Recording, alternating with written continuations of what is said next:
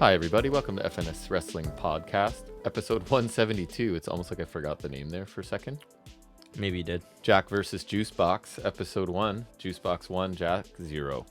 So far. That's true. It's true. It's me. You're like, it's like me in the table. I was just going to say, wrestling table. You're like most people with wrestling tables. Specifically, it seems to be women's wrestlers, and not to be like, I'm not being like that, but like just historically speaking, it has been that. A little more frequently. Let's not forget about the infamous Mandy Rose versus Table incident of 2020. I think the most recent one I saw was wasn't a male, Trinity? I think.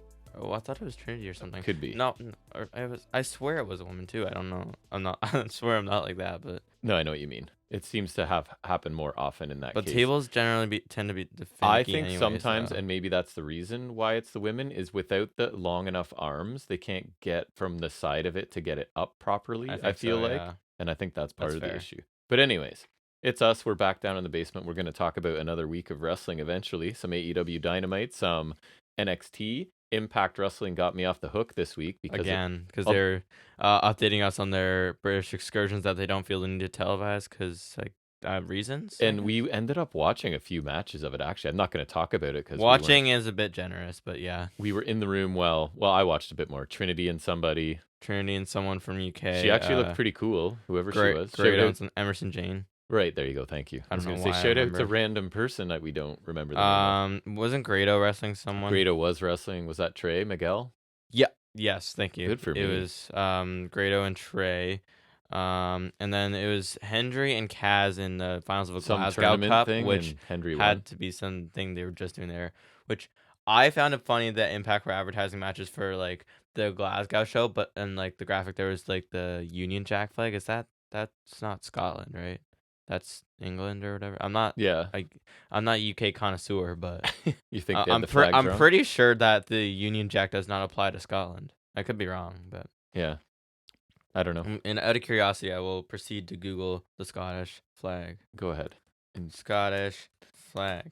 So we just got back from it's the one with the one with the white X in it. Yeah, that's what I thought it was. Like the Drew McIntyre had that on his correct. gear. That's what I was just gonna say. Yeah. We just got back from a very large brunch. I'm very full. Yeah, I was like dying on the way there because I had a pear. You were super hungry, and I was also and then I told you I was trying to play a mobile game on the way there because I'm grinding a thing on WWE Supercard because I might finally do something I've never done before and get one of those big event cards. And so like I never usually play games in the car, right? Because I just find it makes your head feel weird or whatever. And yep, it did. It can confirm it still does. I've seen Nate play games in the car before. I don't know why he doesn't do that. Some people it doesn't bother. It bothers your mother. It doesn't bother me. Not that I use my phone. It definitely bothers me a little bit. But yeah, and then I woke up a little more once I got food because that was a lot of food. Yeah, so we met an uncle, cousin, grandparents for a brunch, kind of halfway between the grandparents and us. So back to the same place we went last. But you came this time, so you got to try it. It was pretty good, right? Yeah, it was good. Yeah. I don't know what else was new with you this week. You're on vacation. How's that going? 9 days off from work. Not much to do, but that's good. You went out last night, got some exercise. It's true. Got some physical activity. I did do that. Was it fun? It was all right. Oh, we forgot to tell your grandfather. He'd be proud to hear you went out and played some badminton. Oh, yeah, I guess. I'll have to mention. Or maybe he's not a listener, I don't think. So, although he might start listening to the banter segment. Yeah, at least there's that, right? That as long as we can stretch it past 30 seconds and be interesting for 30 That's seconds. Right. Then we got your listen, and then you can leave. Then you're hooked in. You can bugger off for the rest of the 3 hours. Although, is fine. To be fair, I think if I really cared about the stats of this show, which I don't really look into too far, I'm sure it has like how long people listened and stuff too, but I don't care. This is just fun. We're not that particular. It's a hobby for now. It's it's just something fun to do, and hopefully we pick up listeners. If not, we got a few loyal ones. We caught Collision and Rampage last week as intended. Yeah, we did. And Fletcher Takeshita, which was Santana Ortiz, awesome, which was pretty good too. Yeah, it was. And then MJF Omega was amazing. MJF, that was awesome. It was a pay-per-view quality match, I thought, offered on TV. Kind of like Cole MJF, the first one. Yeah, excellent match. That was sweet. Yeah. Anything else you wanted to discuss, or do you want to get into some wrestling stuff? We're not going to talk about Crown Jewel because that's currently happening now, and who cares? Partly. And who cares? Yes. But happening. What's the card even? Actually, do you know? Because I don't. I don't know anything about anything. The whole thing. So let's do that right now. I was just telling you some of the results, but Yeah, so you did give me results, but I don't know the card. So we don't spoil anything in case people haven't watched it yet, I guess. It's happening right now. It's Priest Cody, because that's the story, I Right. guess. Logan Paul, Rey Mysterio, Io Belair, Sikoa, Cena. And they're calling him the greatest of all time now. Who? Cena? No, Solo Sikoa. But they're just bashing you over the head with it I heard now. Cena referred to him as the something dollar store Taz or something, which I thought was kind of interesting. It's like, huh? That's kind of you know funny. what? That's It's not that funny. far off. Women's world title 5-way: Ripley, Baszler, Jax, Raquel, Zoe Stark. Baszler won that one. Did she? No. No, I was gonna say that's crazy. I would have freaked out already. How over under on injuries to people as Nia Jax is in there, like 1.5. Oh, you're going to? I'll take under 2.5. I would. Over. She just injures everybody. Everybody in it. Possibly. McIntyre Rollins, which I heard was really good. Should be on paper. And LA Knight Roman. Nice. Good for LA Knight. It's not a terrible card. No, it's not terrible. But I don't think I'll be watching it. I'm surprised they didn't load it up more, but like, because the only real thing that screams star attraction is Logan Paul and Cena. But usually, like, there's like in 2021 it was just on, we saw Adam Copeland and Seth Rollins and like Hell in a Cell, because nowadays they never bust out Hell in a Cell aside from the PLE, which I guess is dead now because we didn't get one.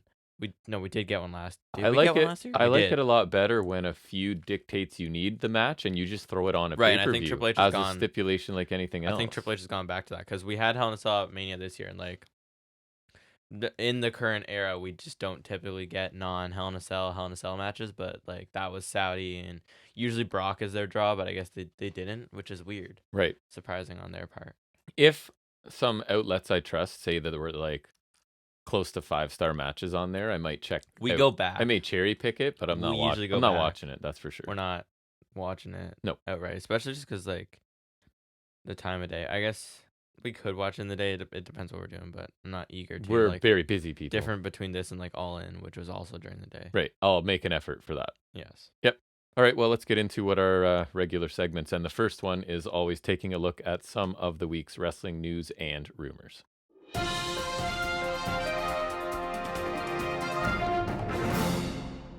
Okay, so ratings. We had NXT was what? Halloween Havoc week 2, yes? Yeah. 674,000 viewers. That's down 14.4%, and a 0.20 in the key demographic, down 4.8.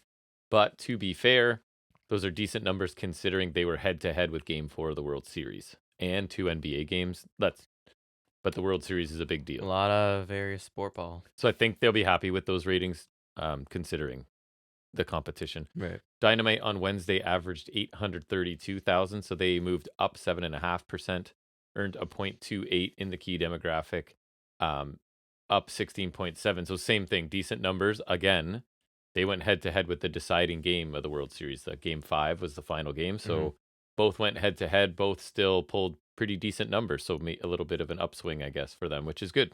Very nice. What do you have? You know what's an exciting news? My main one is someone quietly retiring.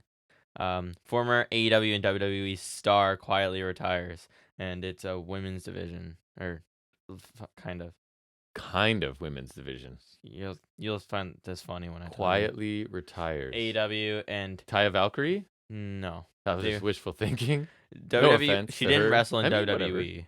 She didn't wrestle in WWE. She unfortunately Mercedes Martinez. She wrestled in WWE. True. I'm just going with who's like old enough to retire. I don't think this is. Is it someone I would assume is like a veteran that's been around forever? No. Okay, then I'll never get it. Who is it? Brandy Rose. Oh, yeah, that's a shame. I just laughed when I saw it. I was just like, I have to do that. So, yeah, she quietly exited the wrestling business to focus her energy on her business, whatever the yoga Pilates thing is. It's not because she's terrible or anything. It's both. It's her choice, right? Oh, remember her female Straight Edge Society ripoff? That was. I do not remember that. The Nightmare Collective was. She had Awesome Kong, and they shaved that one girl's head. I was gonna say, wasn't someone's head shaved? Right. Yeah, that's why I'm calling it Straight Edge Society. Right. Because it was horrible. That was bad. That was like early AEW, and that was one of the things that they like killed off because it was bad. Yeah. Like they changed Dark Order because it sucked. They moved that because it sucked. Like, yeah, but she opened her yoga Pilates place. So She was one that like now she can go away. The AEW crowd just refused, right? Like they were just like, no, we don't want this in whatever form you give it to us. We don't want it. The best thing Anna Jay ever did was choke Brandy Rhodes out after Brody Lee smashed Cody. That was the only good thing Anna Jay ever did. Well, it ended racism as well. That's a big deal. Brandy Rhodes did end racism. That's true. She did literally produce the baby to end racism. So she's look it up. Woman to end racism. Google it. It's in the dictionary. It's canon. Racism was ended. It was whatever racism started to what was it, 2021? Done. Yeah, that's the timeline. You're welcome. Yeah, no, if there's some like timeline of events, the end is the birth of Liberty Rhodes. That's right. I think I still have, I think it was the one WWE show. I don't remember which one it is, but I still have it in my camera roll, and it's I don't know which one. I think it might have been Mania, but it was a screenshot of Cody holding the baby, and I said, "OMG, the baby and racism." You did it. You posted that. That's funny. I posted that, and then I saved it. If too. I had social media, I would have LOL'd at it. Okay. Oh my god. Oh wow. Are you cringing at me? A little bit. Oh, it's okay. My friend it sustains me. My friend just introduced something because he saw it on TikTok, and it's kind of funny. It's a GOG. It's galore of giggles. Galore of giggles instead of laughing out loud. Yeah, Introduced it like it's hoping it catches on. It's so stupid. It's so funny. I thought he came up with it, but I think he saw that. He's just in on the ground floor of it. He didn't I guess I am now too. It'd be funny if that caught on because it's stupid. Now that you told me, I'll probably send it to you at some point. Oh, we send it to each other now just as an inside joke. Yeah, it's stupid. My first news item is a whole whack of injury updates. So we've got Nia Jax. What? There's injuries to Danielson, Adam Cole, Moxley, right? Wait, how did Nia Jax get over there? What? How did Nia Jax get to them? Oh, sorry. Now I see what you're doing. I see what you did there. You brought it back around. So because those are all prominent names that were in major storylines, it's created some challenges, right, for them backstage, I'm sure, and writing wise. But we've got Danielson has a broken orbital bone that he actually suffered like within the first minute of the match with Andrade that we watched, right, on Collision. So that's crazy. So he finished that match and then wrestled the tag team match last week, which was a pretty physical contest, right, with a broken face. And that's how they orchestrated the storyline. Right. Reason for that, which is so they decided to make that Orange Cassidy, so that gets Claudio involved with Cassidy, right, because he's angry and about now Moxley. Okay. And now Moxley as well. So they're hopeful that he can return because I just saw they're promoting him for Wrestle Kingdom 18. You could just wear the mask like Pac. Right. Just don't wrestle Best of 7 series though. I think he's had the surgery now, so surgery for already. That's for his face. I believe he did, yes. Also, Mercedes Moné's been out of action with a broken ankle since Resurgence, where they had to call an audible and have Willow win, right? So no plans for her return yet. Liv Morgan out of action since July with a shoulder injury. She should be back soon. And I actually forgot all about him, even though I think I forgot she was gone, and I did not miss her either. Well, one I forgot and I do miss is Bandito. He's expected to return soon. Oh, I completely forgot about Bandito. So his injury was like the bones connecting your forearm and wrist, I think it was. And it was in a match with Takeshita, so he should be back. Which was not his fault. Soon. And then Guevara is still no timetable from being concussed a few weeks ago. Although, in theory, he should be back in a couple weeks because he's, like Callis said, he's in for the street fight tag. Right. So, I guess in they're theory, hopeful. he should be, good to go by then. Hopefully. As you throw stuff around my studio. It dropped. What else you got? Dragon Lee apparently signed a new main roster contract because he's I did see that up now. So, he's got paid. Get that money. Deal going. Yeah. Hope he got a lot. Why not? Hopefully, yeah. Did you hear this one? That somebody has been added to WWE internal roster? Kairi Sane. Correct.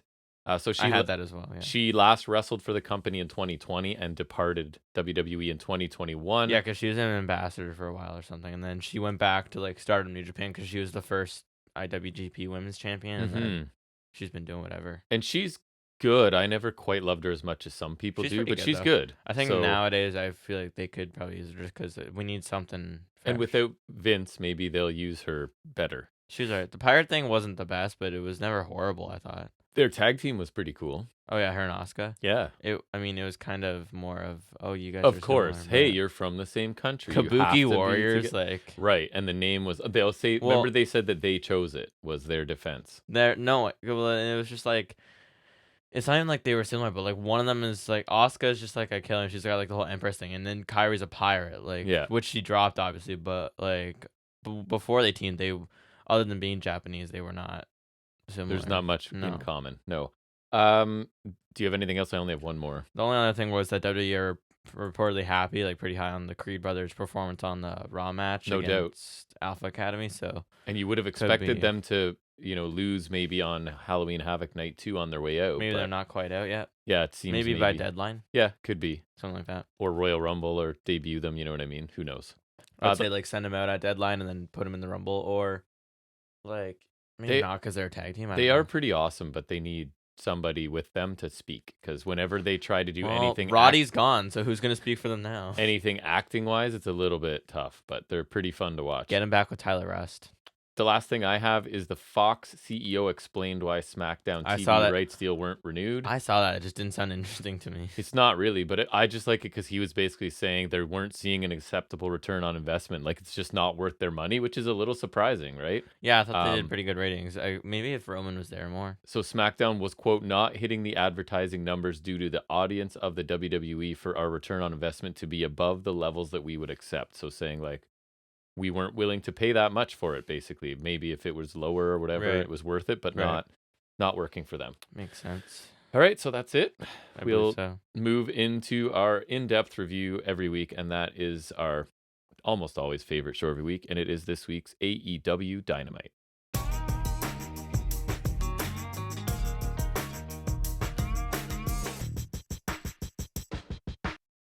So just listen back to a chunk, and Chuck's mic sounds pretty good before we talk about Dynamite here. The one that you you insulted. That he, it's funny because I love microphones. Like we've talked about it before. I have like 15, collect them a little bit, and a neighbor down the street that I hang out with all the time. Oh, I have this mic. I want you to check it out and try it. And then he couldn't find it forever because he put it, and I've done this, so I'm not making fun of Chuck by any means.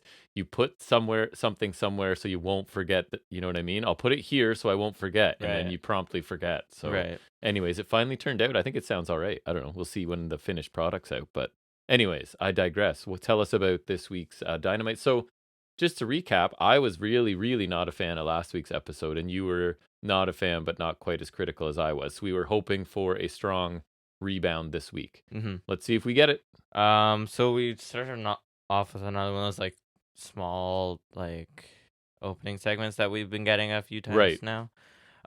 With them, Jeff interviewing with Renee. Basically the running story tonight is he has to find 3 tag partners to face Bull Club Gold tonight. The Bang Bang Gang. Cole appears on video chat.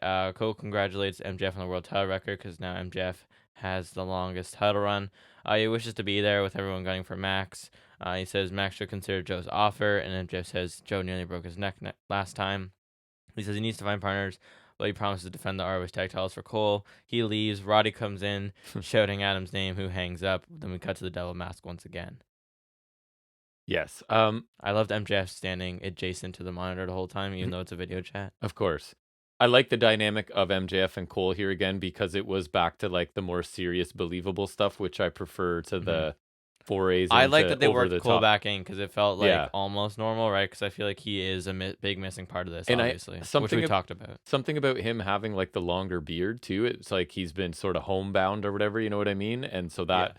I don't like the look, like, just on the surface, but I think for the purposes, it's like, fine. I'm not going out. I'm sitting around the house. I'm not going to trim my beard and stuff. Once he comes back, you better get that under control, though. And he sounded sincere here, and he reminds him that a lot of people, he's like, I know how you feel, right? A lot of people are coming after you, and I can't be there, so maybe you should take up Samoa Joe's offer. So that makes sense.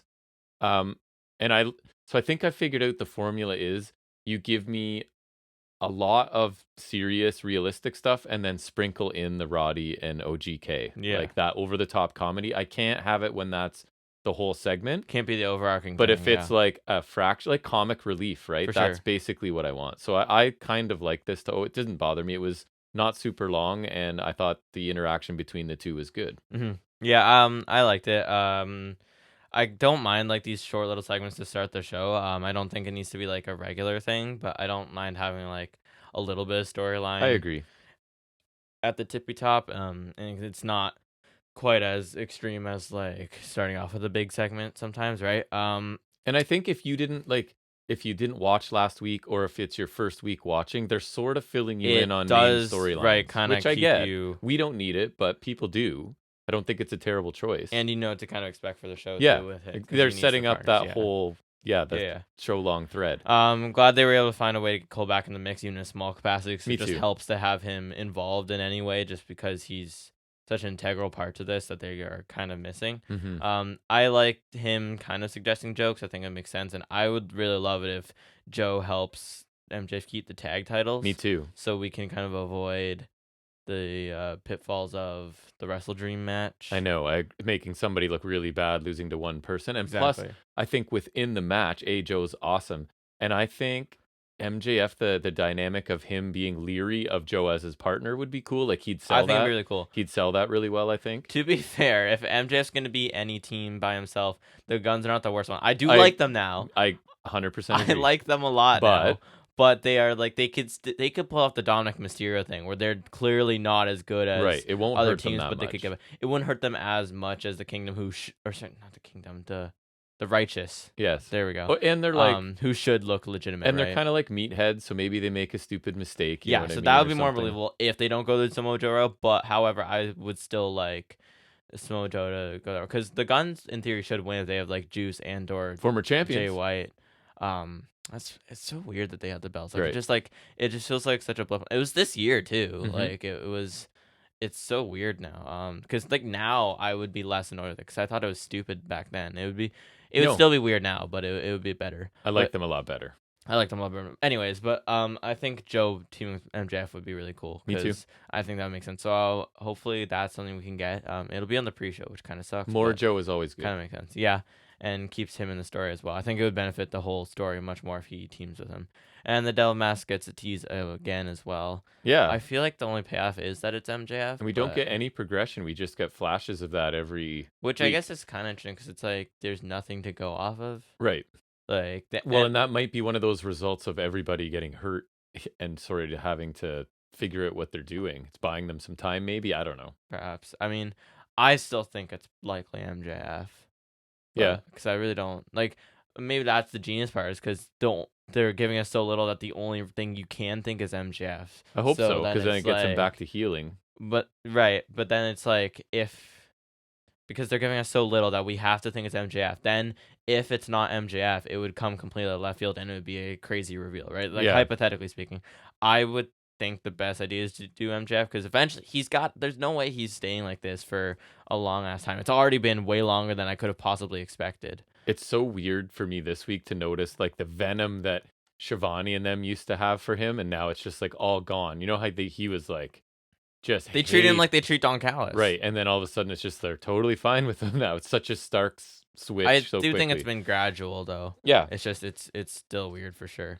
Then we get our opening match, which is Orange Cassidy defending the international title like he always does. We're back at it with him versus Claudio Castagnoli. These two look great together in the tag match last week, so we were looking I'm just forward glad to this. Have this kind of formula back in the Cassidy groove of things. And formula is the right word because they definitely went back to the well of Orange Cassidy, but I'm still totally fine with it. No, like it's what you do with him. It's almost like it never lasts. Honestly, it's him in his perfect cast, in his perfect role, right? As the underdog. That's who he is, and he's amazing at it. It did feel a little weird because he was on the back burner for a while, and at one point I was just like, Claudio's dominating a lot, but then I had realized I was like, yeah, that's what usually happens because it's been a bit, right? The story. But it almost feels weird, but it also feels like it's just like we're back to normal, so to speak, which will suck when he loses. But again, I think Cassidy, and I'll go over this when they confirm the match, but like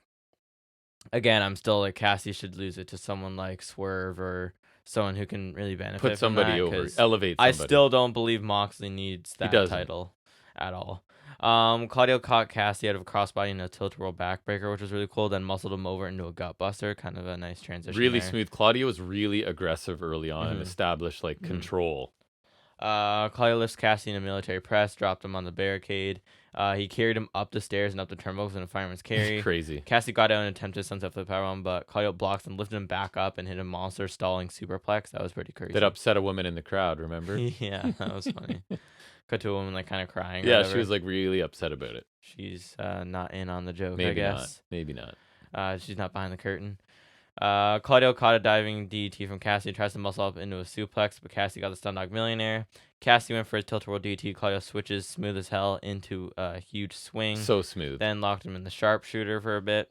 Cassie was in a crossface from Claudio, but he escapes, and but then Claudio immediately clocked him with an uppercut for 2. Sleeper hold swing from Claudio, and then he just tries to submit Cassie in the sleeper hold. That looked painful when he was swinging him. Yeah, but Cassie hangs on, reverses a pin for 2, or into a pin for 2. Cassie connects with the orange punch into beach break. Claudio rolls out of the ring. Yeah. Rapid chest kicks and then stomps from a fire up Cassidy. Then Claudio gets back up and a PK from Cassidy. Extended tilt-a-whirl DDT from Cassidy for 2. And so Cassie went for an orange punch, but then Claudio tried to counter with the pop-up uppercut, kind of like shades of last week. Mm-hmm. But Cassie countered Hurricane Rana to get the sneak win, kind of. Then Moxley came out. Cassie went back in the ring to go after him. Moxley just beat the crap out of him. And then him and Claudio fought off security. Mox kept going after Cassie until Claudio kind of restrained him just to like kind of back him off. I don't know if I read too much into it, but when Moxley's beat, like it was pretty vicious beat down on Orange Cassidy, the crap and out of him. Claudio's just kind of leaning on the ropes, giving a look almost. I don't know if they're teasing something or I think Claudio's just disappointed in losing the match. Well, I think because not only was it like a title match, but he was also just trying to like get back at him because of exactly he injured to Danielson, get even right? with him. Yeah. So I think there's that. But I really enjoyed this match. I thought it wasn't the fastest pace, but the story is Claudio is just beating the heck out of this guy the whole time, right? And attacking his midsection for most of it. So love the contrast in style between these two. They seem to have really good chemistry. And Cassidy's back into, like we said, he's the perfect resilient champion. And Claudio is like a worthy challenger who's just a powerhouse that can throw him around and look dominant, right? So the win kind of came out of nowhere. And I don't know if everyone liked that finish, but it made sense to me with the story of this match that Cassidy has to do whatever he can to win the match, and that's what was available to him, so he took it. I thought a great start to the show, and Moxley's back and justifiably pissed off, right? And he was just like, he beat him down, and then just when he was like, Cassie's lying on the ground, he's just like kicking him or whatever. It just looked like really vicious for some reason. And he's gonna speak shortly after this, right? But even without having said anything, he's already made that match feel important, right? Like it already feels like Mox Orange Cassidy is important. Absolutely. Without the promo that's to come. Yeah. Cassidy delivers once again. Seems the status quo has been restored, which is fantastic. We could do this for another however long this title run was. You could do that again, and that is totally okay. I think the Styles Clash worked really well here. The chemistry we got last week was on display again. Cassidy was an easy buy for Claudio to display his insane strength again. I thought he had some really cool stuff in here. Just some of his stuff's really clean just because he's so powerful. So he does it with ease, and it's crazy. Cassidy was on the back burner for most of the time, but gotta remember that's gonna be the case, right? Finish works too as it plays off of how last week's match ended, and a sudden win tends to be a staple of some of Cassidy's matches. At least it's like I'd say it's at least half the time, if not more. I like Mox coming back with all the unfinished business we have here. Just simple, like he was pretty brutal here. Still think Cassidy should keep the title. And again, like it's a testament to how well that title run really worked with Cassidy, because Moxley is probably my all-time favorite, and this is the second time in a row I will root against him gladly. And that is like credit to Orange Cassidy. We talk about how we really came around on Christian, but Orange Cassidy I think is underrated, because I never hated Orange Cassidy because we hated Christian, right? Yeah. So I think that was like a more noticeable turnaround, but I never hated Orange Cassidy. I was just kind of like, I see a ceiling for this gimmick, and we've talked about that, right? Yeah. But like, he's truly come around. I think you were saying after we watched the match, like, love him or something, right? Like it's just what he does. He's awesome. The best at this underdog champion. It's generally one of my favorite title runs that I've borne witness to, because it's just like it really got me invested by the end, to the point where I was like sad when it was over, which doesn't, even if there's a title run I like, that's not often like that. And so I'm rooting against my boy 2 times in a row, and it's a classic wrestling story that he executes better than anybody, I think, anywhere. Yeah, because the fighting champion always works, and there's like great examples, like Cena's US title run's always praised, right? Like Rollins is doing it pretty good right now, I'll say, right? Like I think it's even Cody Rhodes and like Guevara, and they were doing a lot. Cody did a pretty good run, right? But like Yeah, Orange Cassidy just does it on another level because it's like so constant, but like not only is it super constant, but it's so consistently good too. Like there's at least like a few matches I can point out from his run that I really loved. Like the Fletcher one was Yeah. great. I think he had a good one with Garcia, the 4-way at Forbidden Door. And you said the word earlier, formula, you know what you're getting. But like He's going to get beaten for like 70 to 80%, and he's going to have his little awesome flurries and DDT attacks. So you know the formula, but it's always good. But it's a great formula. It's and always entertaining. If you have someone exciting, like you can have such a great match. Like the Fletcher one, his offense is so fast and explosive. It worked super well against Cassidy, and same here because Claudio's got that explosive offense and all that as strength. And that works really well against Cassidy. I really need to see Takeshita face Cassidy. That's another guy. If it's not Swerve, I would love Takeshita. Yep. To win the title, just because I think the Don Callis family needs to get something, and also Takeshita would just. Like, cause his knee strikes are already absurd. Like the one he hit on Fletcher on Rampage was just. It's like he wants to kill people. I don't know how he does it safely, to be honest. Yeah, like when he hit 3 on Omega in that match, and that was crazy. But like he would smack the crap out of Cassidy with that knee. It would be crazy. Cassidy did. I remember he had some competitive matches too. I shouldn't say he hasn't done other. No, but like, I think like did he face Darby? There were some smaller guys where it was more of a back and forth. Yeah. Anyways, but like, and usually he was largely in control when he won the title back from Phoenix, which was weird. Right. Yeah, that is strange. But yeah, so this was great start to the show. This is the kind of thing we need every week. Like, just get back to this. If you're not gonna give me the trios matches I want, then yeah, I saw a post on Instagram. It's like 3 things, or what would you change about AEW? One of the things I was saying, like, we need the trios titles like back to where they were, because the best of 7 series was amazing. That was a fun time. We got it's just like dead. Regularly got awesome trios matches way more often before there were championships. Ironically, right? Like is every week there was some sort of. I think in this then main they event got belts too, and stopped doing it. The main event this week too also just kind of like, not that we're not aware of it, but just kind of opened my eyes again to the Acclaimed are not the trios champions that I want. Yeah. Which is like kind of been apparent, but just more so here because Elite were great in their little run, and the best of 7 series. Death Triangle also great because obviously they had the run. House of Black started off really promising, and then they just kind of disappeared. Were forgotten about thanks to CM Punk, I would say, because of Collision, right? Yeah. The disconnect there. And now it's the Acclaim. It's just like, yeah, even the trios tournament took kind of champions. We had like Elite and LFI, Elite United Empire and Death Triangle, and like then there was the finals at Brawl Out, which was, what was it, the Elite versus Hangman Dark Order. That's awesome. And just we're a long way from that, so I wish we could get stuff like that back. Since we got Cassidy back, now we need other stuff back, you know. Yes, I'd be fine with some trios. So then we got our first little bit of MJF Search for Partners. I believe it was it in 3s? I think it was. I think so too, not including the interview. He knocks on Kenny's room and Jericho answers. MJF asks for Kenny, and Jericho just smiles and closes the door, which I actually really like that. I was confused because I forgot that they were working a match as a tag team tonight. That's. I was like, what? I knew that is going on? That makes sense. Yeah. Wardlow comes and chokes MJF against the wall. He's gonna take everything from him because he's Wardlow and he wants revenge, and his name's Wardlow and he's here, even though I don't want him to be. Then Caster and the Acclaim show up, and Max again suggests they team together, and MJF walks off. Yeah, he's obviously MJF has burned bridges, right? So that makes sense. And then the Acclaimed's trying too hard, so he doesn't want them. Caster is at least. I enjoyed this. I really enjoyed Jericho here for once because it was just like a subtle callback to his extensive history with MJF, which I like the callbacks, right? Because AEW does that really well.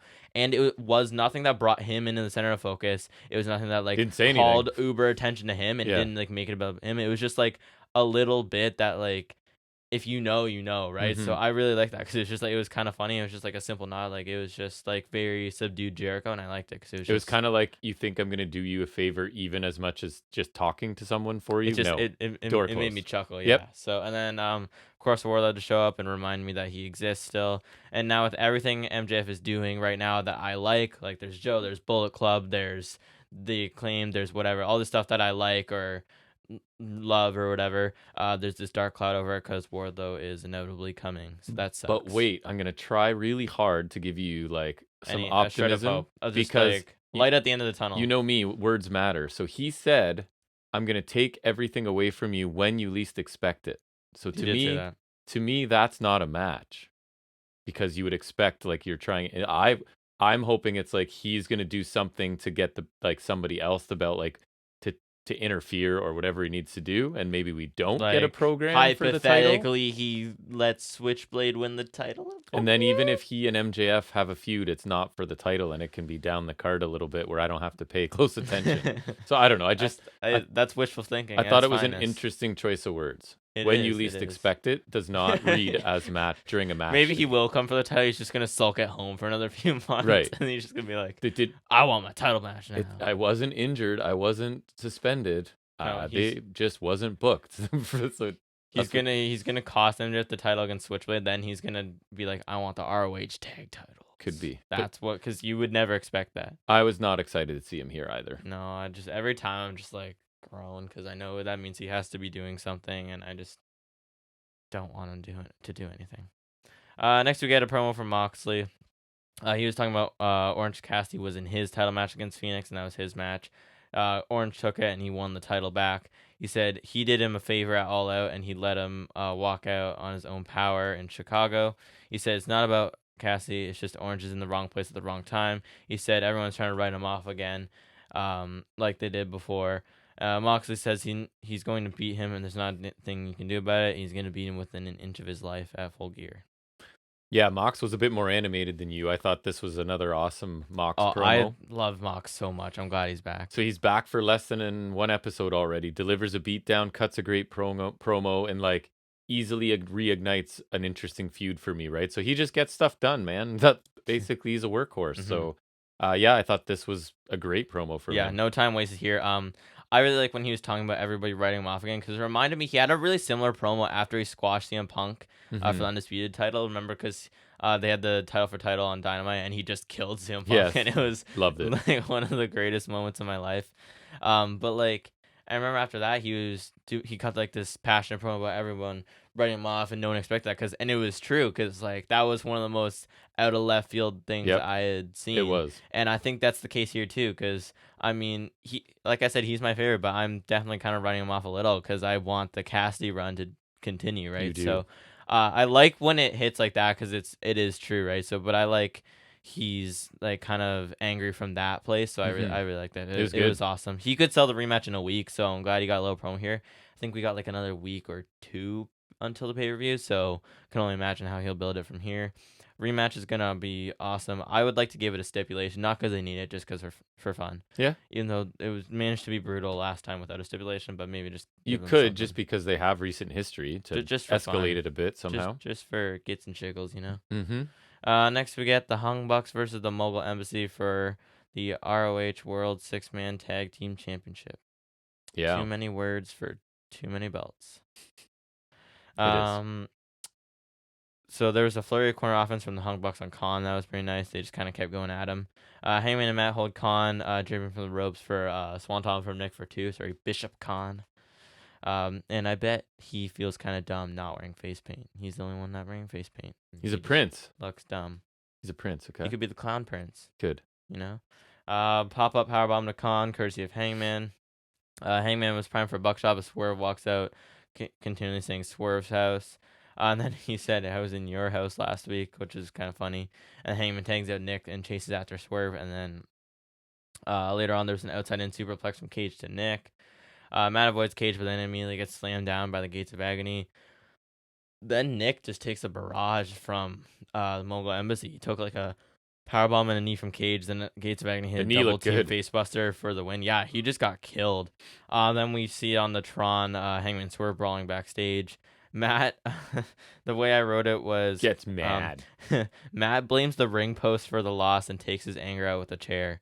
Because he flipped over the timekeeper's table, then grabbed a chair and started hitting the ring post. Yeah, it wasn't the most convincing to me. I'm going to assume the ring post had something to do with it. Maybe on commercial. So, let me ask you, because I've listened to a bunch of stuff and read a bunch of stuff since then. When Swerve was in Paige's house last week, was your understanding that the baby was there in the crib or not? Yeah. Why? Because he put the shirt on there, and what else is he talking to? I think he was... and that's weird, because I've heard mixed. Most people say, yeah, I don't think his family was in the house. I think that was like the message of, I could do this if I want to. Here's me in your kid's room. Because what are you saying? That like they left their baby home alone, or the wife didn't notice someone broke into the house while she's there. I guess like there was no one there, but that's because my interpretation was that he was just invading their empty house and going, see how I can get in here. But on the flip side, why were they like whispering and being so quiet if nobody's home? But I didn't think the baby was actually in the crib in the I moment. did. See, I thought maybe when I went back, that's what you thought. That's I thought it was like interesting. he's baby stepping it, right? He's to like, I'm in your house Now while that you you and your mention it, family it aren't could there. totally go either way, which I guess is kind of cool Yeah. because it leaves it to interpretation, kind of, unless you look closer, I guess. But like, that's interesting. But anyway, I like it either way because honestly, it didn't bother what me. you're saying adds another level of psychological warfare to it. 'Cause it's like not next even that time, he did do it, but like that he could do it easily. Right. This is how easily I get in. So if you don't give me what I want next time, your family will be here. Right. So I think Possibly. like I thought that's interesting then, actually. Because when I was hearing people talk about it, I'm wondering. I was like, I don't think we drilled down into it because because you know how you just assume everyone sees it the way you see it, so I don't think we talked about it. But when I heard other people, I'm like, I wasn't under the impression that the family was there. I honestly don't know. But anyways, because it's not like. I feel like it could be either way, right? So yeah, that's the doesn't really interesting part matter of that much. Anyways, this match, I'm happy the titles have moved back to Ring of Honor people. And I think this was more about furthering the Paige Swerve story, right? And they found a way to get Paige out of there so that the Bucks are shorthanded and can realistically lose to, even though I like, what are they called? Gates of Agony. Gates of Agony. Right. Well, Gates of Agony and Cage. Even though I like them. Because he's a machine. They're obviously not on the Young Bucks level. So I thought the action was fine in this, but pretty quick. And it wasn't, obviously didn't get a lot of Paige here. The titles don't matter at all, but I kind of like that it's on Mogul Embassy. So we were just making a joke about like the Cage name because someone else, there was some other thing that was stupid. And I don't remember what it was now. I can't remember. It was like something because you know how the Cage machine thing doesn't make sense.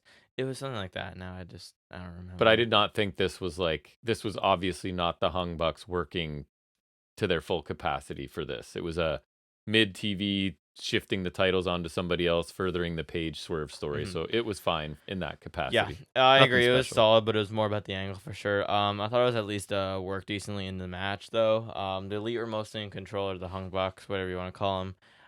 They were mostly in control in the early going before Hangman dipped. Sucks for MC though, because they basically lost their titles to the Hung Bucks, and they were only good enough to win them back because one of the members left the match. But on the other side of things, it was a well-worked plan, so take it as you will. Yep. The finishing barrage on Nick did look pretty convincing though. Like they just smacked him with a million different things, and we're just like, all right, thank you for the belts. Yeah. I'm glad to see Swerve and Hangman feud continuing with the rematch of the pay-per-view seeming a lock. That's nice. I think like two of my most anticipated matches on the show are just rematches, which is fine. I think it's Mox and Cassie, and then these two, and also I'm pretty into Switchblade and MJF because I would love a win for my boy Switchblade. And MJF's just been having bangers too, frankly. Yep. So I mean, his storylines have been great and his matches have been great. So what more can you want? Good run.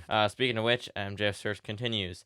He goes to knock on Samoa's door but hesitates and walks away. Then he walks to Darby's door, laughs that off, writes emo bitch on his door sign, and then walks off.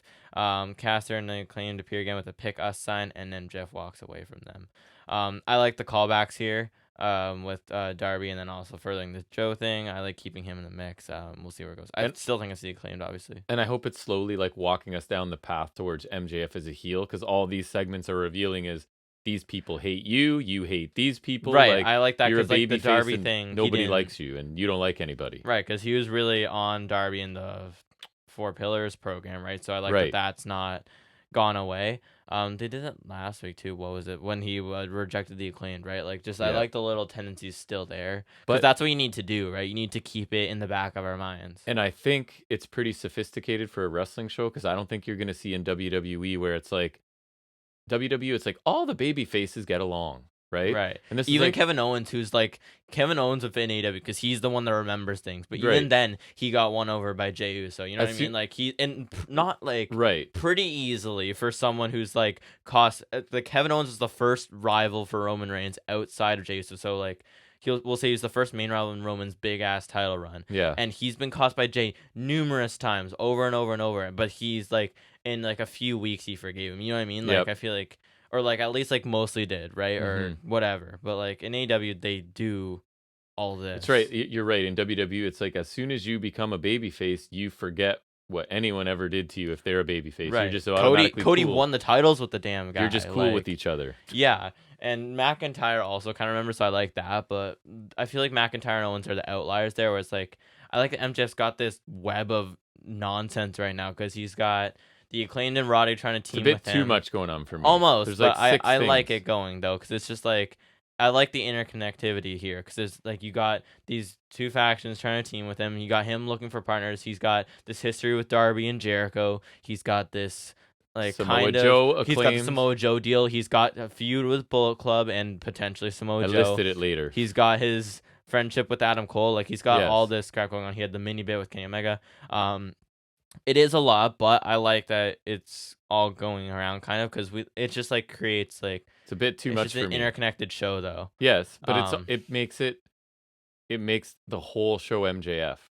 Yes, but which I don't want anyone to be the whole show. They do it more in a better way than WWE does with the Judgment Day because WWE solution is just to stick the Judgment Day in the opener and the main event every week and put slightly different matches, but like.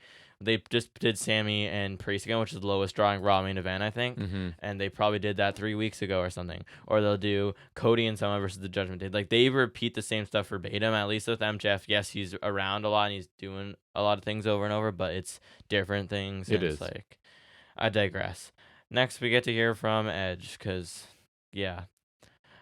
He gave Shivani props for wearing a lot of hats in the company. Fans cheered. He talked about his respect for Sting, and they shared a lot of similar injuries, so they talked to each other a lot over the years. That felt like a cop-out to me, because that I don't buy that for a second.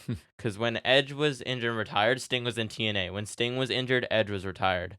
But I think it's more like, and it's possible, I'm not saying it's not made up, but it's more like this surgeon and physio people are known as the wrestling ones, so they all go to the same ones. But it kind of felt like a cop-out to me, because usually if there's some rich history, AEW's good at giving us the history, right? Like this it felt kind of like a cop-out for me, because when I was thinking about it last week, there's no history I can recall for them, so like... And you would recall it. And I would know if there was something, like, even just like, and maybe I'm wrong, I could be wrong, but just lining up the timelines to the best of my ability, I don't think there's really... any like for them to go way back, because that takes, you gotta have a decent amount of something there, right? So anyways, that was a little off to me, little thin for you. Yes, I would say so. You talked about Darby Allin with someone you respect, and he's a big part of the future is coming. You call him the foundation, whatever. Just call him a pillar. Everyone, like, he's a pillar, okay? You said people are wondering if he's gonna team with them in Full Gear. Christian Cage came to save us with his peeps. He's starting to retire Sting at Full Gear, to which I am begging, while bragging about how he hurt Allen dumping him on the stairs at Wrestle Dream, which I love the reminder of that, because that was gnarly. I would maybe rewatch that match just for that, because it was crazy. Oh, that just that's one of those things where it pains me to watch. There was one of those this week on NXT coming up. Like that kind of looked spot. Really painful. Really probably painful. I think I texted you in the moment. It was Julius. Yeah. Okay. No. Now I remember. Yeah. I was trying to think. He also threatened to snap Edge's neck, so he told him to back down from him right now. He said he'll leave Adam in a wheelchair so that his kids will check on him by wiping the drool from his face, that was pretty good. Things got physical. He sent his cronies to take out Edge. There's a bit of a misconnect with Nick Wayne and Edge at one point. Remember, like, Nick Wayne was gonna go for him and then he didn't do anything, and then Edge booted him. Oh yeah, that was a little miscommunication. But Luchasaurus hit him from behind. Then Nick Wayne hit the Wayne's World cutter. Going for Concerto, but of course that cues Sting to chase off all the mid-card heels. Because if there's one antidote to did he have the bat or no? Heels, probably. I don't even remember. It's doesn't Sting. need it. Well, still scary. Think about it this way. Yeah, for sure. Think of it this way. When he retires, what is AEW going to do? There are going to be all of these mid-card heel factions running amok because Sting's not around to save people. Find another 62-year-old Ric Flair to come. No.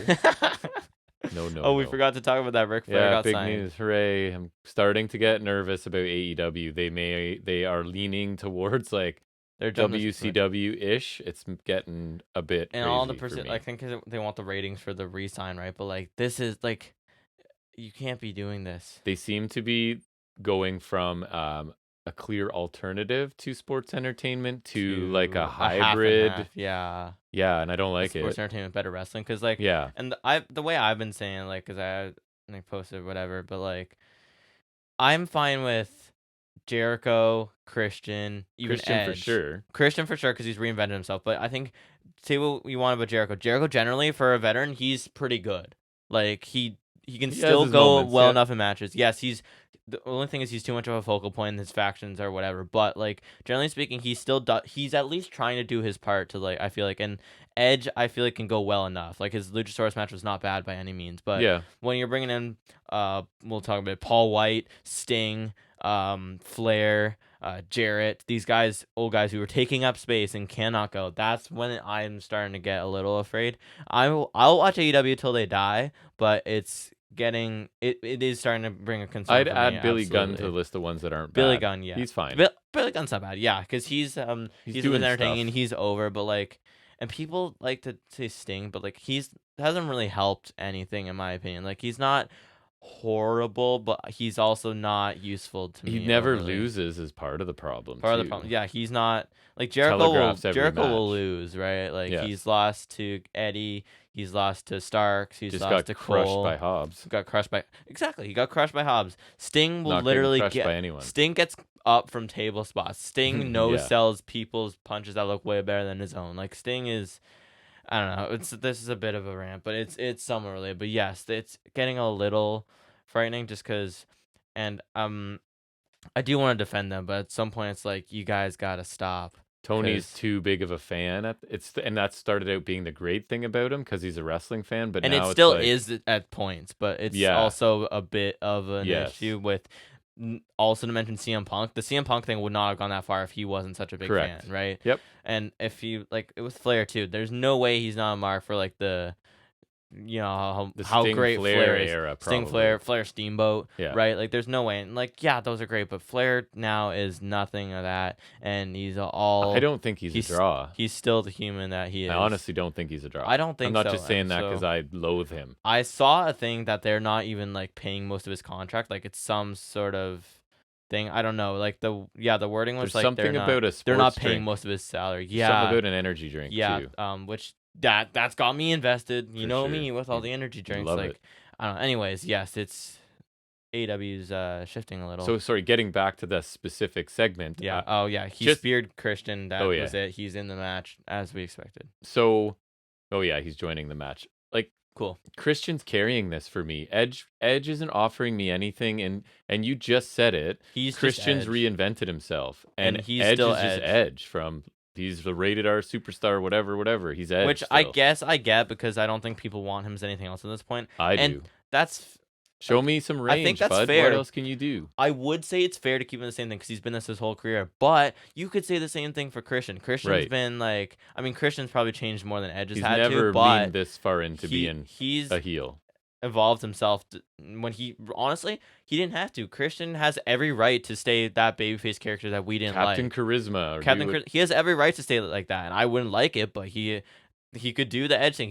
He could coast, but Christian's doing his thing, and even Jericho, we might not always like it, but he still reinvents himself. He's changing, like he got the Inner Circle, he's got Jazz, he does Lionheart. Painmaker sucks, but that's still something new. He tries. Edge, you gotta try something. Yeah, and Sting too. I find myself Sting can go retire. when Edge is there, I find myself just waiting for Christian to show up and save things, and he does Hey, here. Sting too. And this wasn't like Christian at his most vicious, but he still was funny No, here. Honestly, I would say bring Ric Flair back on TV one more time just so Christian can come out and save it. And clearly 'Cause that this was is all awesome. leading to Edge versus Christian. And is that a big draw?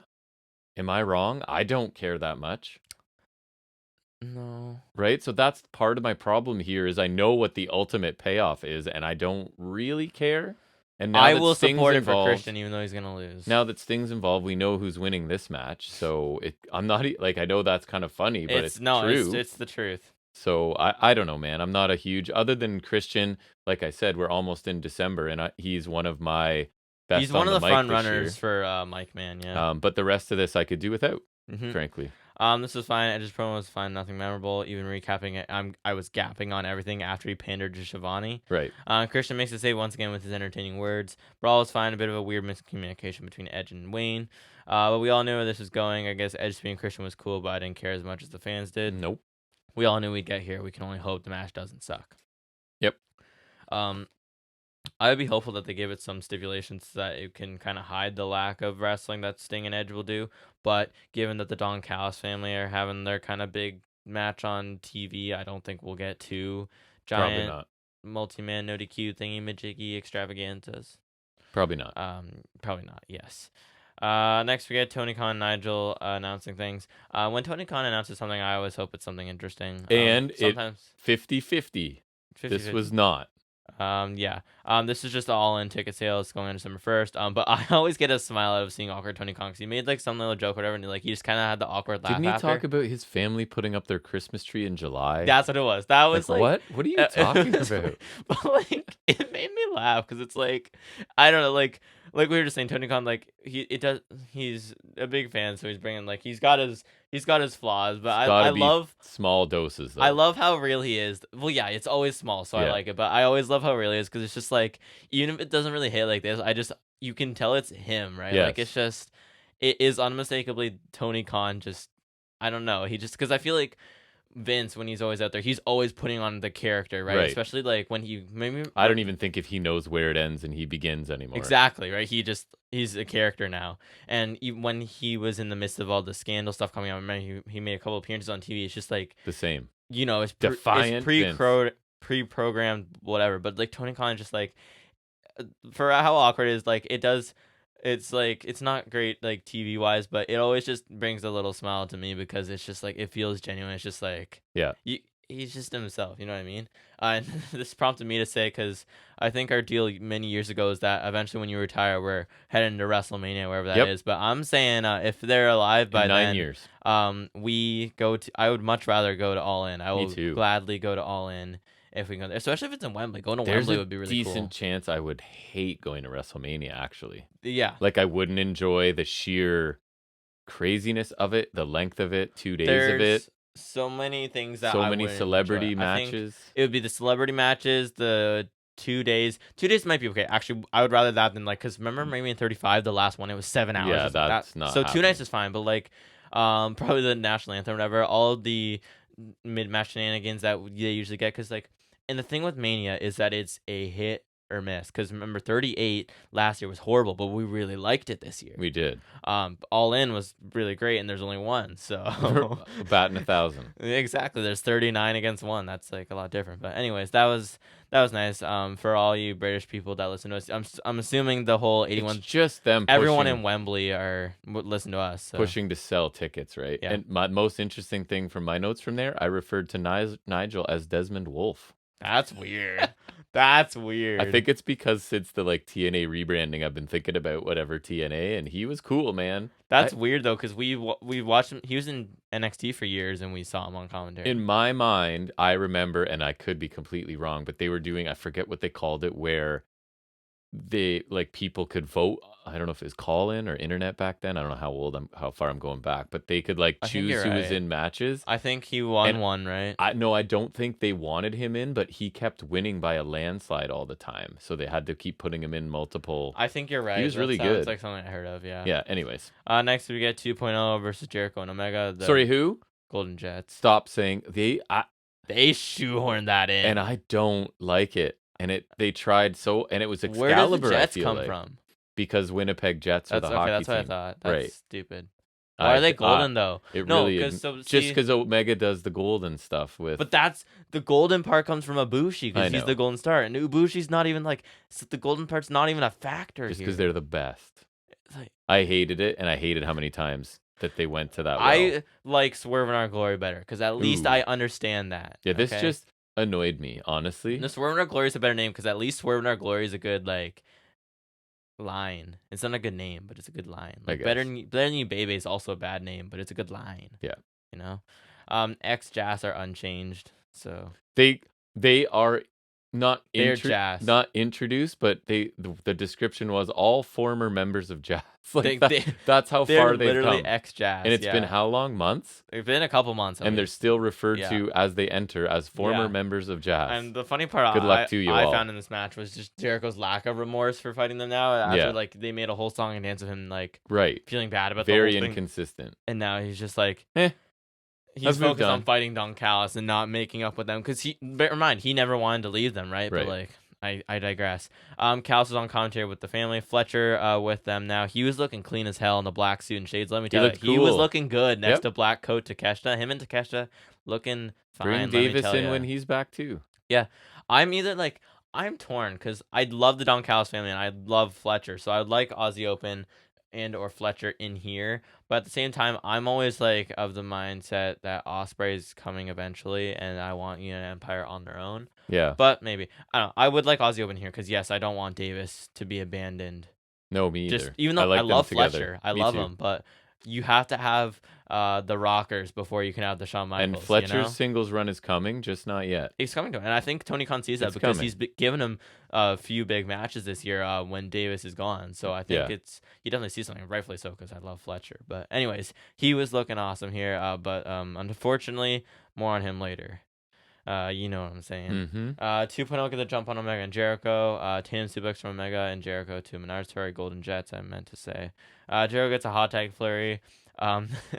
This I thought was funny. According to Callis, I guess everyone facing Omega and or Jericho must be trying to get in the family. Yeah, it's the only reason they do it. It's kind of funny. Or like the 2.0 are trying, like they're fighting hard because they know there's the opportunity there, which I thought was kind of funny because like everybody because that's what he kept saying with Fletcher, right? And when he was facing Omega, when he was facing Takeshita, he's got the opportunity. He's fighting for the opportunity, right? So I thought that was pretty funny. And it suits his like narcissist character, right? No, like, I loved it. I assume it's all because you want to be with me. Right, everyone wants to get in the family, so they're trying to impress him when he's on commentary against the Golden Jets.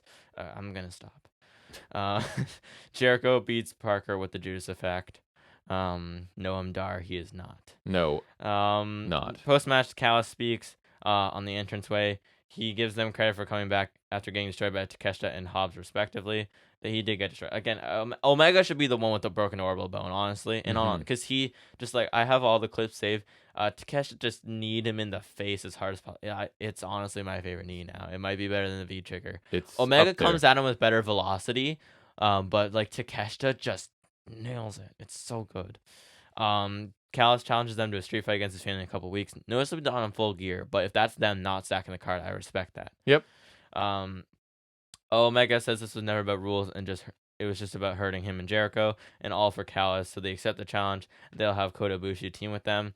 And honestly, I wish they just stopped there. Let Guevara recover and have it as a 3-on-3 instead of making it 4-on-4 and what happens next. Callis says they are still a man short because Guevara, obviously, which I kind of forgot about. I was thinking that this would be like a 3-on-3 and Fletcher's kind of a temporary Guevara. Yeah. Jericho says he sees Hobbs and mentions the match a couple weeks back. He says Hobbs is a big man, but he's a friend bigger than Hobbs, to which Callis says nobody's bigger, which is famous last words. And yeah, there's lots of people bigger, actually. So anyways. Satnam Singh, Wardlow maybe? Big Bill. Samoa Joe. Big Bill, thank you. Yeah. Like that's, so anyway, those are all in AEW. They're so confident, like nobody. I guess that's kind of Callis. I think you're like 6'3", bud. That could be Callis, if you want to go there. Jericho says he's no giant. Out walks Paul White. Cue Fletcher to take one for the team. Sorry, you used the term walk, so that's strong. He hobbled and stood there. And he is immobile. He's a glacier at this point. I'm not the wrestler because he was kind of swift, but like he moves. I'm honestly nervous for the match. Yeah, and then of course Fletcher has to take a shot. That I made hated me the way he looked. That just like 'cause he looked so cool, and they had to just diss him like that. Remember your little brother called it the co-punch, the KO. He just took the co-punch and was dead. Co-punch, got him. Yep. Basic tag team match with an expected outcome.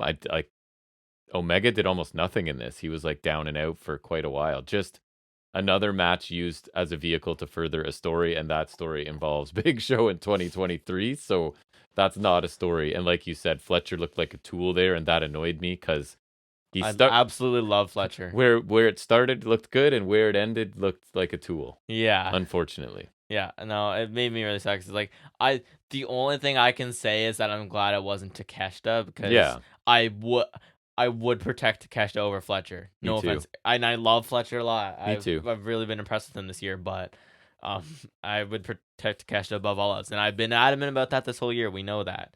But yeah, so this was whatever, pretty much a typical squash to get to the post match. Street fight should be pretty good for the most part. I like most of the guys there. I love all the Don Callis guys.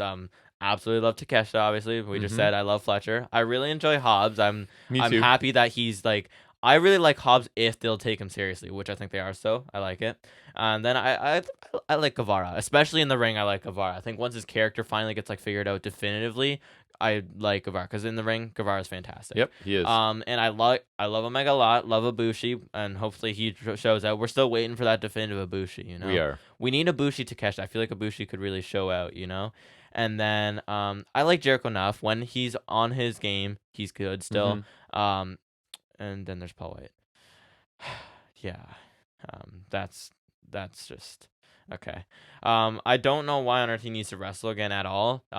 His match with QT Marshall is of questionable quality, and that was over 2 years ago. It's not going to be. Well, I guess they'll really, really limit what he does. But It's like, the only path to take here. how's he gonna even like? Let's say you want to take him out of the match for a while. Is he even gonna be able to lay down and get back up? That's what I want to know. Maybe run him into something. I guess. Yeah. I don't know. I'm calling it. He'll take like that. You know, he always does like the side bump instead of like doing like he'll do that. I remember for some reason we have that best of 2009 Raw DVD, and there's that 4-way match of the vacant WWE title. I know it's weird. I saw it at the was it Chumley's when we were in Peterborough. I was like, oh yeah, I have that. And he took an RKO on his side, and it's just like, and there's also the infamous Kane cell for the pedigree where he gets like his knee. He does like he puts his one knee down. He'll take like the pedigree like that, and he'll like get his arms up too. So I'll like do like that. So Kane's got that, and then Big Show's got his on like the side or whatever. Yeah, pretty sure he did it for the pedigree too. Anyways, he's probably not going to be bumping a whole lot. NXT, someone took a move. I thought like really poorly. Yeah, maybe you'll remember then. It's in my notes, I think. Also, the thing you pointed out that really made me laugh was I have no clue why he was dressed to wrestle this night. Like he was in the full getup. Yeah, big why? Knee pads, big like the knee brace, singlet, which like he's at least he's not like Fat Show anymore because he was for a while. So like he's solid shape. He's pretty immobile. Yeah. Because I'm sure he's had plenty of surgeries or whatever. Like probably like Grandpa, but like 1,000 times worse. Right. Your body doesn't want to carry that much mass. But you were saying that he's not as old as we thought. No, he's the same age as Edge, which is pretty crazy. A year older than Edge. Big Show seems so much older, but he does. It's because he's so immobile. Poor Fletcher had to look stupid getting caught by White. Just great start for him and the crew. Just fantastic. Last week, he had match against Omega, and I mean was Omega last week or maybe a couple weeks ago, but like in recent weeks he's had a match with Omega and Takeshita, which were both awesome, and then now he gets killed. Like that looks awful, but he looked awesome in the suit though. I will say that a million times. Fletcher in here is cool though. Hope it doesn't kill Aussie Open when Davis is gone. Hopefully either they both get in or Fletcher kind of is temporary. Either or, but I do like Fletcher and the crew in general, just because I like that it's a faction of everyone that I enjoy. Like there's no one in that faction that I dislike. Even if you want to count Ospreay in there, which makes it better, because I like everyone there, right? So it's a really nice faction lineup. I enjoy, and Callis is always entertaining. Yes. Next we get more Jericho and Omega backstage. I think it was after a commercial. They're in the locker room. Jericho talks about their team with Paul White and Ibushi on their side. The Golden Jericho. Nailed it. Young Bucks interrupt, and Matt says he's not mad at Kenny or even Hangman, but he asks what the point of the Elite reuniting was if they're not going to have each other's backs, and he asks who let this prick, referring to Jericho, into their locker room. Jericho says they weren't good enough tonight, and him and Omega were, obviously, because they won. Bucks lost. And to watch his mouth when he's talking to him. Omega says it's an enemy of his enemy kind of thing. And Matt says him and Callis are cut from the same cloth, but he tells him to tie it up after, and they leave. Yeah, we've circled back around to Bucks being confused. Yeah, the Bucks like, do you like us or not like us? Are we friends or not? But I thought Jericho sounded cool here, like as the like, don't talk to me like that, like the old guard sort of thing, respect your elders kind of thing. But it just feels like it seems all very familiar, right? It's not necessarily bad. No, but I liked it though, because it's a new direction for the Bucks, new and not. But like, I liked it because it made sense. Or mostly Matt Jackson. I thought his irritated anger here was nice, and I think it makes sense. They just kind of reunited to fight that big war against Blackpool, and that was over, and then there wasn't much else. So I kind of like that. Like, they kind of gone off in directions. So I don't mind a new director for the Bucks if it means they're more interesting. So I'm okay with that. Like, if it's a new character direction for them, that's okay. If they want to turn heel, that's fine. They need some sort of story and something that, because their in-ring's always there, right? In-ring's not the question. Give some context around it. I care about. And I just remembered when I was talking about this, like when I was writing my notes, let's not forget they won a title match at Wrestle Dream. True. They did. That they haven't received. They have not cashed in when they didn't face FTR. They haven't faced Big Bill and Starks. I don't know if they're just gonna forget about it or they're waiting for better champions. I don't know. It's weird. Wow, you could easily forget Big Bill and Starks are champions too. It's been a couple weeks since they've been mentioned. The tag titles are still hostage on Collision for some reason. Right. I don't know why that's got to be the thing now. It's not like CM Punk's there. It's not like FTR champions. Like, and I love Starks. Give me some Starks on my TV. Yep. And I'm not watching Collision. You come to me. Yeah. We'll check it out if there's really something like good. Omega MJF. And I told you I started watching Rampage because I wanted to see Commander Vikingo Penta, and I not their fault. I fell asleep because I was watching it super, super late, but it was, all I can tell you is it started off super fast, and I don't know where it went from there. Penta was wearing that red gear again, which looked awesome. I was going to tell you that he wore the super red gear. His gear is sick, Yeah, sorry. Next we get Cheetah versus Willow for the AEW Women's World Title. Because Willow just lost, did she not? To Julia Hart, as you pointed out. Like a month ago or something. So Julia Hart, who's not even high up the card, who lost to Statlander.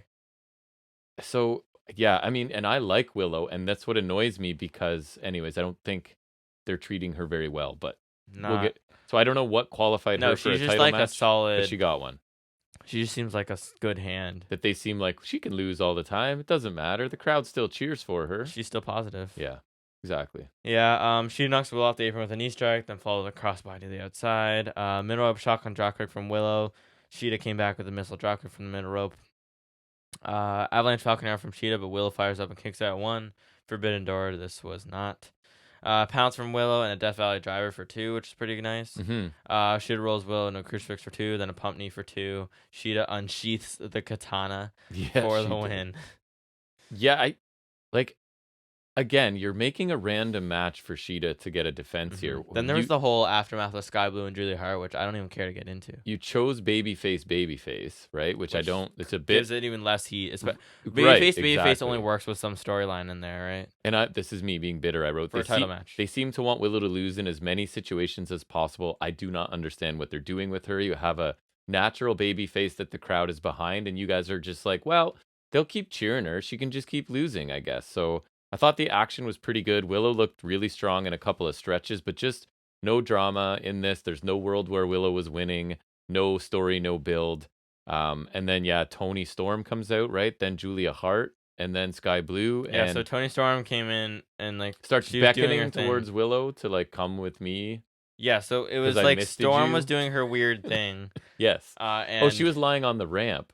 Or she was doing her whatever weird routine in there, and then so it was funny. Sheeta came up the rim. She just smacked the shoe away from Luther, which is cool. We did confirm it is Luther. It is Luther. So I guess he's too cool for Angelico now. She just smacked the shoe and knee her in the face. Yeah, she just ran and kneed Storm in the face, which I thought was kind of funny actually. And then Storm ran off. Julia Hart appears behind Willow, extends her hand, just trying to get her to join her. I guess it'll be the House of Black version of Nightmare Collective. Did you ever think the only person in the House of Black that would get regularly on TV would be Julia frickin' Hart? Yeah, why? Another House question of Black on here, right? I mean, I did see they're feuding with LFI though on Collision. That's cool. LFI are back, but they're babyface, I guess. So Sky Blue misted Julia Hart. Yeah, so Sky Blue. I wrote evolving Sky Blue because that's the terminology that's been used. I guess. And that's they've said that, and I quote. She goes between them face to face, and then she makes it look like she's turning on Willow to join with Hart, but then she missed Hart. So it was just makeup. And Julia Hart in the most natural line ever goes, "Curse you!" at some point, which I was like, that's so bad. But I don't know. Julia Hart sucks. Can she make the running for worse? So the bottom line is the stuff after the match was pretty dumb, but I guess they're trying to give women a story, and it's not the Outcast, so it's missed. But points for that. The only time the mist is very hit or miss because the only time it's ever actually recruited someone is Julia Hart, but like Pac's been misted, Willow's been misted, Sky Blue's been misted. I'm fine with it being a cheating method, but it's not a mystical force that like brainwashes you. Then what's Asuka's excuse then? I don't know. Just use it to cheat and move on. How many people has Tajiri cultivated? Right. Like exactly. Get with the program. There's armies. Yeah. Like, is it because Julia Hart's supernatural and she's like tapped into it? Like, I don't know. She's spooky, so that's all you need to know. She's spooky. That's spooky season. Spooky. No, it's Christmas season. It's November. That means it's Christmas. Disagree. Legally, it's Christmas. This was fun once again. A solid women's match from in-ring perspective, but like the for no reason. No, for no reason. But the action always lacks some intensity to me. Like because of that, partly. Because of that, but I think just like the pace is never super breakneck. But maybe that's also just. And it's like you're getting 8 minutes and 3 of it are a commercial, so you better get yourselves over. Exactly. Good luck. Both these women in the ring I like, but lacked any drama or intensity. Just some decent action. Agreed. And nothing else. Like she didn't Ning Storm, didn't care about the Julia Hart crap because. No. I don't like her or Sky Blue or Willow. Actually, no, I do like Willow. Never mind. Willow's cool. Yeah, we like Willow. Willow deserves better. Next we get the Acclaimed approaching Max, who's like gone through his options basically. Bowen says no one likes MJF other than Caster, and he says everyone loves the Acclaimed. Caster says all he has to do is scissor them and wear what's in the bag, which is pretty obvious. And just says they will never tag, and he's one more group on the list. Cut to Jarrett's group and MJF size, as do I. All I had to say was, for the love of God, no. Why Jarrett was anywhere near this is beyond me. And for me, it was, nitpicking maybe, but like, I thought the storyline was MJF is absolutely desperate for tag team partners, and there's like multiple groups begging to be his partners. So it's kind of like. But I guess he's got like reasons to. Like you're obviously not that desperate. He's desperate, but he's picky. I guess you're not that desperate. He's still MJF. Turning down like 4 different groups. Hey, I'd turn down Jarrett too. Yeah, of course. Next we get the Roddy in the Kingdom. Roddy calls Cole and shouts his name at the phone, which was kind of funny. One more group willing to work with MJF.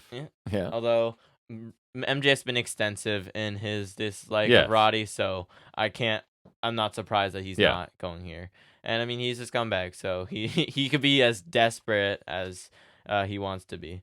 Roddy talks about MJF not asking him to tag after he's been so nice to him, and Cole tells him to shut up. Nice little dose of Roddy here. It's interesting, like Cole getting like fed up with him now. Yeah, a little bit. We'll see how that develops. Yeah. Yep. Roddy, like it looked like he either had like a mustache or he was clean shaven, which is weird. Yeah, Movember maybe. Ew. Yeah. I don't want to do Movember. I'm not. Just keep the beard. All the time. Main event time with Bullet Club Gold against MJF and the Acclaimed. Yes. MJF's got the matching gear, which is pretty standard. But the pink scarf made me laugh, just because like that, like it's just like the Burberry, but it's pink. Did the segment before confirm that it was Acclaimed MJF? I thought they still left it open ended. They kind of did, but I think, MJF like, the Acclaimed taking the bag was sort of an the Acclaimed kind of went, I guess, assuming he would, and then he did because like I guess the main event's here, and because I got to the main event still not being 100% sure I already was there, knew, but yeah. Bullet Club Gold has the sweet entrance again. There's like the thing with like that the they camera adopted, going around them. Is simple, but it's so good. So good. Yeah. They adopted that from the Guns entrance because I think the Guns started doing it first with their new entrance where they had like they'd spit water with the finger guns, which was cool enough. Like that helped the Guns presentation tenfold. It's all about having a hand gesture. It is. You gotta have a good hand gesture. You do. But like adding Switch and Juice, even like when the Guns do their entrance and it's just with Juice, he's just like primed he's ready a with cartoon character, but in a good way. He's not like Cena in a bad way. No, I just look at Juice in his entrance and I'm laughing because he's Jack Black of wrestling. He's just so funny looking. Like not even like he looks like he's just everything he does. He has such an expressive face. Right? Everything he does amuses me. Like it's awesome. But yeah, the rotating came around. Like I love it. It's like there's like a bit of smoke. It's blacked out. The white light on them. The finger guns with the water. It's like it's a star entrance. I love the fourth. I'm honestly good. Like Bullet Club gets pretty big, right? But if Bullet Club Gold just stays these four, I could not be happier. Like it's a perfect quartet. Yep. I was okay. I wasn't sure if I was saying it right. It is. But yeah, it's a perfect quartet there. I love it. The entrance is awesome. I love everything about it. Quartet titles? Question mark. Oh God. ROH World 8-Man Tag Team That's Championship. That's what we're getting. There was not a lot to know from this. I thought the action was kind of slow. It was not It was not like a multi-man tag super that main I event like for sure. That I like to have. My first note is most of Caster's rap is censored. Jack finds it uncensored in 2 seconds. His rap was really good though. It was funny, yeah. I like you said a while ago, because when he does it in the squash matches, it's kind of like just generic. But like he was like timely reference here. He made a timely reference, and then it was also like it was just like when he was going after Switchblade, it was like really fast, and it was like specific with him and Juice. The thing was the pubic hair joke on his face, and I like him finishing the ass boys line because used to do that, right? He does, that's a callback. Nice. That's a nice callback. Yep. Bowens his guitar crush kind of moved to Juice. Austin taunts the guns up, then both ass boys get taken out by their father. Acclaimed offer a scissor, which is denied. A scissor made timbers to Colton, and like that's pretty much all I noted. Like there wasn't a lot of action. A ton, man. Half watched this just because like there wasn't. It wasn't very engaging. I was expecting more, even just for Bullet Club Gold to have some more dominant offense. But I always pay attention, and this wasn't super. Maybe exciting. It was the time constraints. I don't know. Yeah, maybe. MJF got the hot day again, and a kangaroo kick to Austin and Juice. Then White came in from behind to hit a Blade Runner to steal the win. White lined up a belt shot on MJF, but Caster takes the bullet for him, and White makes a hasty escape. Billy Gunn gets in MJF's face, and he's like yelling, "I'm demanding a scissor," after casting the sacrifice, which I kind of like. That was like nice because like the Acclaimed are super tight knit, so I like that kind of like intimidating MJF into doing that just because Caster. So I thought that was kind of a sweet moment. And then we get the 4-way scissor, which is all the fun and whatever. Yeah, I guess the match was okay. I don't know. It didn't feel important. Nothing main stood event. out to me. No. And sort of for me again, I hinted at it before. It's like diminishing returns of MJF a little bit on this show for me. Just too many things going on, and they felt the need to address like all of them each week. It seems so. Like a few things is fine, but 5 or 6 things right now. At least the Devil Mask being addressed thing, is too much. At least the Devil Mask is quietly in the background, and that's like so 3 it's not seconds, like right. And then at least that's not another thing on our plate right now. They can kind of maybe start addressing it after Full Gear. But this match was one of those where like the whole is less than the sum of its parts, right? Because I like a lot of the people involved in this, but the match was just kind of there for me. I like everyone except Billy Gunn. Right. And I don't even hate Billy Gunn. I don't hate him. Of the aged group, like he's fine. No. Like we said, he's one of the better ones. Yeah. He's one of the useful ones. Still. Yeah, I think so. We'll say that. Yeah, it was a fine main event. Not as action-packed as I like the main events or the multi-man tags to be, especially with how much I enjoy Bullet Club Gold. I expected more from them, especially because like they're such a great unit. Right. But I didn't know a lot just because genuinely there wasn't a ton that grabbed my attention. Finish was well done, though. I like just like the sneak Blade Runner picking up the win, and he keeps the physical belt, so that's nice. I will say, complaining about the match, I wasn't sure who was going to win. That's true. Like it wasn't a telegraphed win for I me. actually assumed MJF would probably win. I would have said more likely that MJF wins as well. So I like the surprise result. Fine. That works for me. Post match was nice though. Caster taking the shot was nice, and I like that like Billy Gunn really stood up from there. I don't really care about it, but like I thought that was a cool moment. I don't know why. Also, today on Collision they're doing their 69-day celebration, so that's of course funny. they are. The scissor was amusing. Feels like a one and done for MJF. I feel like MJF should move on from the Acclaimed after like he should. They helped him out, which they wanted to do, but after this, we don't need any more of this. I like the Acclaimed, but they need to be in their own orbit, right? I agree. No belt back for him though, so the status quo remains, and that's okay because I thought like MJF would get the belt back, and this is like an extended belt theft. Usually it's like they steal for a bit, then they have the title match. I think that's why I assumed he was winning this too, because it's like okay, he's got to have his belt. Exactly, they want him but I like that belt. Switchblades breaking the mold. It's a belt theft that I am all right with. Yeah. So overall this week, I thought it was better than last week, but I still wouldn't say it was even an average Dynamite. I thought it was a bit below. Just the in-ring action I didn't think was very good this week. The opener feels on par, but we need more like that. We need like kind of some stellar stuff throughout. Then it was like, it felt like 2 of the matches were furthering angles more than anything. The main event was a little lackluster considering who is involved, and then you had a match with like Big Show in it. So adding him to the list of the far too washed up WWE people on Dynamite. So again, it makes me a bit nervous. I don't even know why he's still signed. So I gave it a C+, below average, but not as bad as last week. Yeah, really fun opener that helped the show out a lot, and some amusing MJF bits throughout the show. Those were probably like the best things. Edge promo did not thrill me. Paul White's thing just annoyed me. The 6-man tag title match was actually fine because the storyline purpose was good. And actually, I forgot Moxley's promo was awesome. It was really good. That was also a highlight as well. Moxley had a great first hour of this show. Absolutely.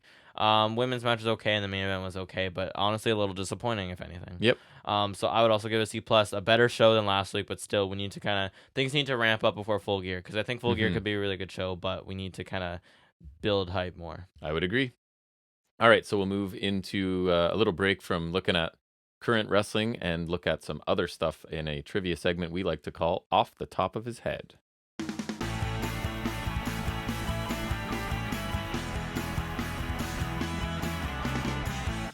All right, this one might go pretty fast this week. I did a bit of compiling of things, but I know you're going to know a bunch off the top of your head, which is fair because that's the segment, and I may have to give you hints for other ones. So I have a list of 14 people. I'm not saying it's an exhaustive list, but it's a list I found going to a few different sites of wrestlers, could be tag teams. I think there's one tag team on here who performed their own theme songs.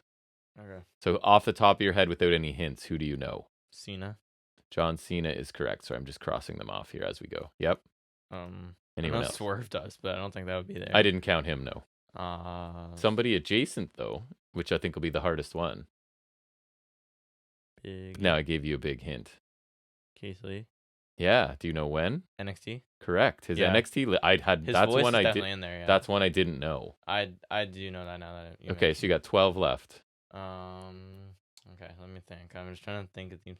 There's a lot So a lot from Big Show's sounds like he did his, but it's just him with going. It's the Big Show, I think. I don't think that's.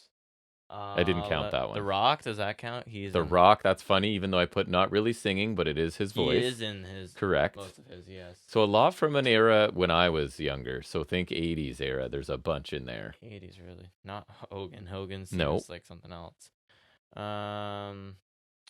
So one was Demolition, do there? No. Enhancement Talent was one of my favorite wrestlers early. Sorry, correct. You knew that? I don't know why. Coco Beware. Honky Tonk Man? Which correct. I actually didn't remember Coco saying his. So Honky Tonk, that era, there's a couple more at least. One you should get. One I should get. Then we're looking at like someone in AEW right now. Oh, Jericho. Jericho, okay, correct. That's an easy one. I should have known that already. It's another 80s.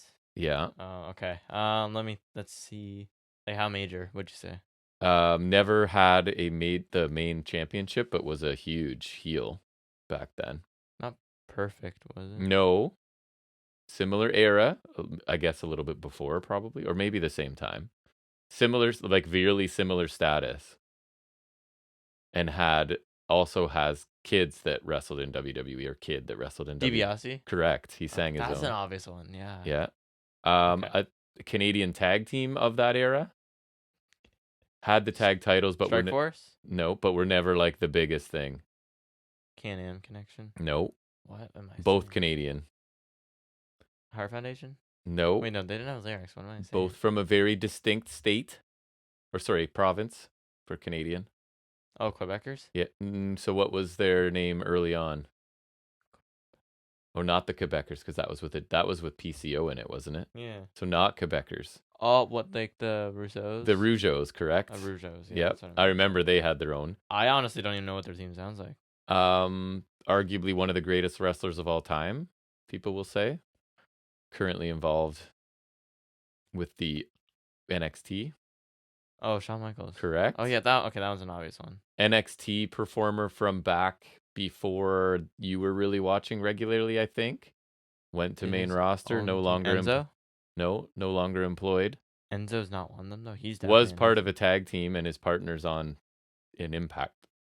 Now it's like almost Enzo. Almost Enzo. That's like basically Enzo. Mm-hmm. Oh. Had a lot of nicknames. Still sounds like Enzo. And did have a pretty lengthy career.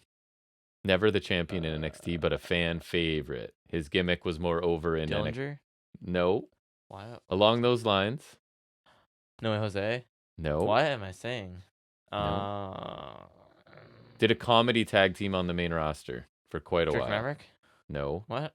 Comedy tag team with his partners now in Impact. They did, and for a while they were a big deal, and they weren't even wrestling. It was just their segments and vignettes backstage were a big deal. Street Profits? Nope. Dawkins or Ford? I'm trying to get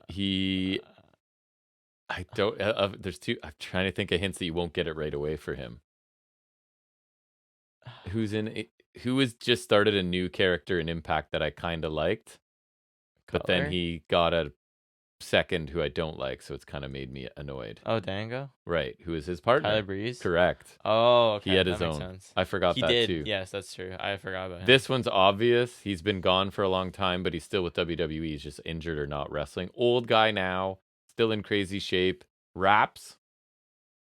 Old guy who's raps? 24/7 specialist. Oh, Truth? R-Truth, correct. Well, like, his is weird because his theme inherently doesn't have lyrics, but he, like, always raps over it. So that one's kind of like Caster. Oh, Caster, that would apply. The Acclaimed. It would. You have 3 left. One's from, like, Attitude Era, part of a faction. Rikishi? No. And then the other 2 are TNA.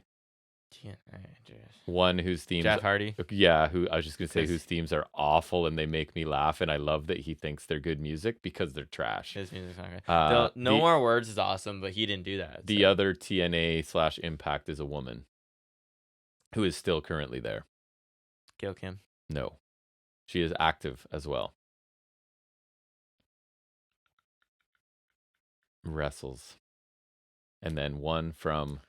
Are you saying TNA because they're actually TNA, or are you saying TNA because they're TNA? Both. Now? She was in TNA and she's currently in Impact. Mickie James? Correct. Oh, right. Correct. Yeah, no, that makes sense. The last one was like the Attitude Era, part of a very popular brash and cocky faction. Who was Triple H? Faction? No, New Age LS. Or Road Dogg? Yes, Road Dogg's correct. Okay, very good. I thought that was interesting because I saw a random article somewhere and I was like, how many people did actually? Very good. You did well. All right. So we're going to move back into some more wrestling from this week. And that's whatever we saw, liked, and didn't like. We call it Highspots and Restholds.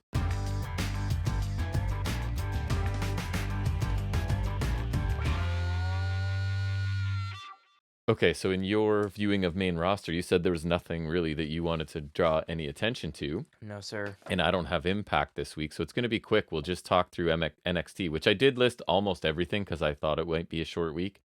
So I think I left out a couple details that didn't seem to matter, but most things I got here. So the first thing we see is Shotzi and Scarlett, who are still our hosts for night 2 of Halloween Havoc. Hooray. Show up in the Ecto 1. Do you know what that is? Yeah. The Ghostbusters car. Mm-hmm. So they're dressed as Ghostbusters. Listen, their stuff is not for me at all, like the spooky stuff and silly stuff, but their costumes are pretty great. I think people enjoy it generally. I am just not one of those people. So sometimes, even though I don't like stuff, like I get it. I get what they're doing. It's a Halloween themed show, so it just doesn't do anything for me, but I'm pretty sure a lot of people do like it. So good for them. Something I did like, I like the opening TLS, Tables, Ladders, and Scares. It was a pretty crazy. This is the one I was texting you while I was watching it. You saw some of NXT, but not this. It was the Creeds, and they defeated Carrillo and Garza in a pretty crazy match. At one point, one of the Creeds gets DVD'd onto the other and through a table, and that was like within the first few minutes. I think they're already through a table. Julius basically it was almost like a double gorilla press slam off the top onto the edge of a ladder. I think he was supposed to land a little flatter on it. And I think I might have seen that. I don't remember. I think I texted you, oh my God, Julius's back is destroyed. Like just marks all up and down his back from this. And then still a little bit later takes a vicious power bomb that cracks a ladder that they had set up in the corner. So I think that might have been what I saw. Julius's back just got pummeled in this. I don't even remember it now, but I wrote Gory Bomb Stun Dog combination by Carrillo and Garza to Brutus through a table. I thought looked really cool. I think that I saw that. That was like the Dark Orders movie. You know, the Grayson Nuno had the fatality. Yeah, it looked like cool. It looked cool. Garza goes through a table as well, just so he gets a turn, but his was a little more, little nicer. He was just kind of shoved off the apron through a table. Then you see the finish, which is the Doomsday Brutus ball to Carrillo through a table, which also looked pretty good and is a pretty definitive way to finish a match, I would say. I don't love that as a finisher. Through a table. It's still just a bit of a disconnect for me. Yeah. I thought a really entertaining match, and a hot opener. I thought the crowd was really into it. Felt a bit short, but I don't know. It was a sprint with a whole bunch of memorable spots. So I thought it was really good. Then we got a Joe Gacy pre-recorded segment, and I heard there was one. I wasn't able to find it. Jury's still out for me a little bit. He's all alone. The camera's pulled in really close to his face. He talks about how he's done bad things and been through bad things, and he's not really making excuses or asking for forgiveness. Something along the lines of like everybody's turn generally turns on him, but now the strings are all gone and he's on his own. So he didn't really reveal anything other than I think confirming that he's by himself now, and I think confirming that he's a heel because he's like, I'm not asking for forgiveness or anything. Maybe that's like the simply. I guess I would. And honestly, his delivery is pretty good, right? Like he can talk and he's good in the ring. So I hope whatever, because he's been wrestling a long time. He's not really a developmental guy. No, he was like in the Indies. CZW Evolve for a while. Right. So I hope that they go somewhere that works because I kind of like him. So we'll see. Then we had supposed to be Tiffany Stratton taking on Fallon Henley because Fallon dressed up as Stratton last week. But Stratton just attacks Henley. I saw during Henley's entrance. Saw What Culture talk about and like the ups and downs. I thought they said that was dumb because that ended the match, but then they also do this kind of thing in other matches where someone like gets an early attack. Yes. And the matches went on anyways. So this match didn't even happen. It's Stratton attacked Henley's leg and runs her leg first into the post, although it was more of a crotching if we're being honest, and then actually puts a pretty decent looking figure 4 around the post. And that was it. The match is gone, and I was confused momentarily. The Meta-4, unfortunately, are going to the haunted house that NXT loves so much. Why do they have to? I don't understand why they still have to do this. This is such to a get the cup back from Tozawa. That's stupid. And to be honest, later on, Dar kind of blows this whole thing up further for me because I had forgotten a little detail he points out that makes it even dumber. But anyways, the Meta-4 are dressed up as Scooby-Doo and his friends, which was kind of funny. And they're just there to get back the cup from Tozawa. In the first segment, they hear a voice. They go in. Spooky creatures, zombies, whatever people. And again, makeup and stuff looks fantastic. It's just not anything I'm super interested in. The Meta-4 run away. That's part 1. Then we got Nathan Fraser and Dominic Mysterio. So Rhea's with Dom, and Dom, this made me laugh too. Dom's dressed as a convict. Like That's funny. The little sign they hold when you get your mugshots taken. He's got that around his neck. And he's handcuffed, and Rhea has to undo his cuffs before he goes to the ring. Successfully, though? Did she what? Yeah, successfully, yes. Yeah, okay. Low pressure situation, she did well. True. And then I noted Dom is wearing kind of furry boots like Uggs to wrestle in, which was interesting. Anyways, Fraser's on fire early. Dom escapes to the floor, and you can hear, I liked it because you can hear Dom tell Rhea Ripley, like, he's too fast. Like, that was kind of putting him over mid-match, which I thought. Fraser does that AJ Styles backflip into a reverse DDT. But he does the elbow, right? This one was the first time it was a little bit off, and Dominic kind of lands awkwardly, but clearly nothing was wrong. They went on. Ripley distraction on the floor. Obviously, Dom super kick to turn the tide. We get a really sudden where he just leaps up to the top rope, superplex by Fraser. And then it's a curtain call. Is that the one where it's a suplex lift? It was a suplex lift and then twisting neckbreaker. That's Final Cut. Oh, right. Curtain call is the one Goldust did where it's like the inverted front face lock, he lifts him up, but then drops him. Right, so not that. Yeah, the first one, the twisting one. Yeah, twisting one's Final Cut. Or Final Reckoning in AEW. Fraser then, he takes his turn. He's shoved off the top into the announce table. Back in the ring, frog splash, and it's over. I thought the match was solid. Nothing spectacular. There's no way Fraser was winning, I didn't think. And he seems sort of trapped in that spot right now. They don't really know what to do with him, and I can't say I do. He had the bit with the cup, right? Yes. Dom won clean here, which he almost never does, right? Not a ringing endorsement for Fraser either. And that whole hard-hitting home truths I'm done with that. Yeah, that.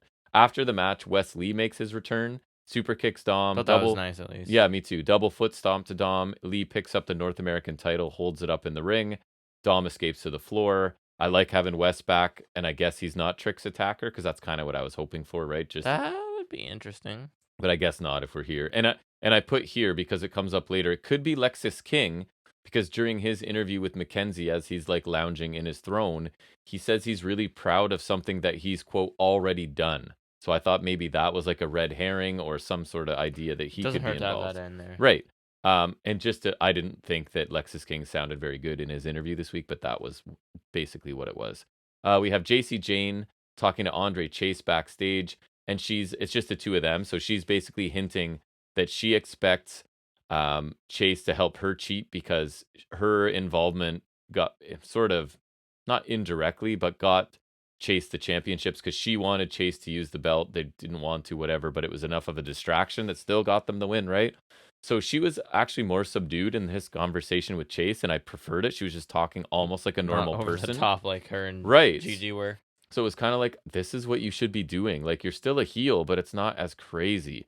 And then, for whatever reason, Alba Fire and Isla Dawn are there, and they're spooky a few times in various costumes as well.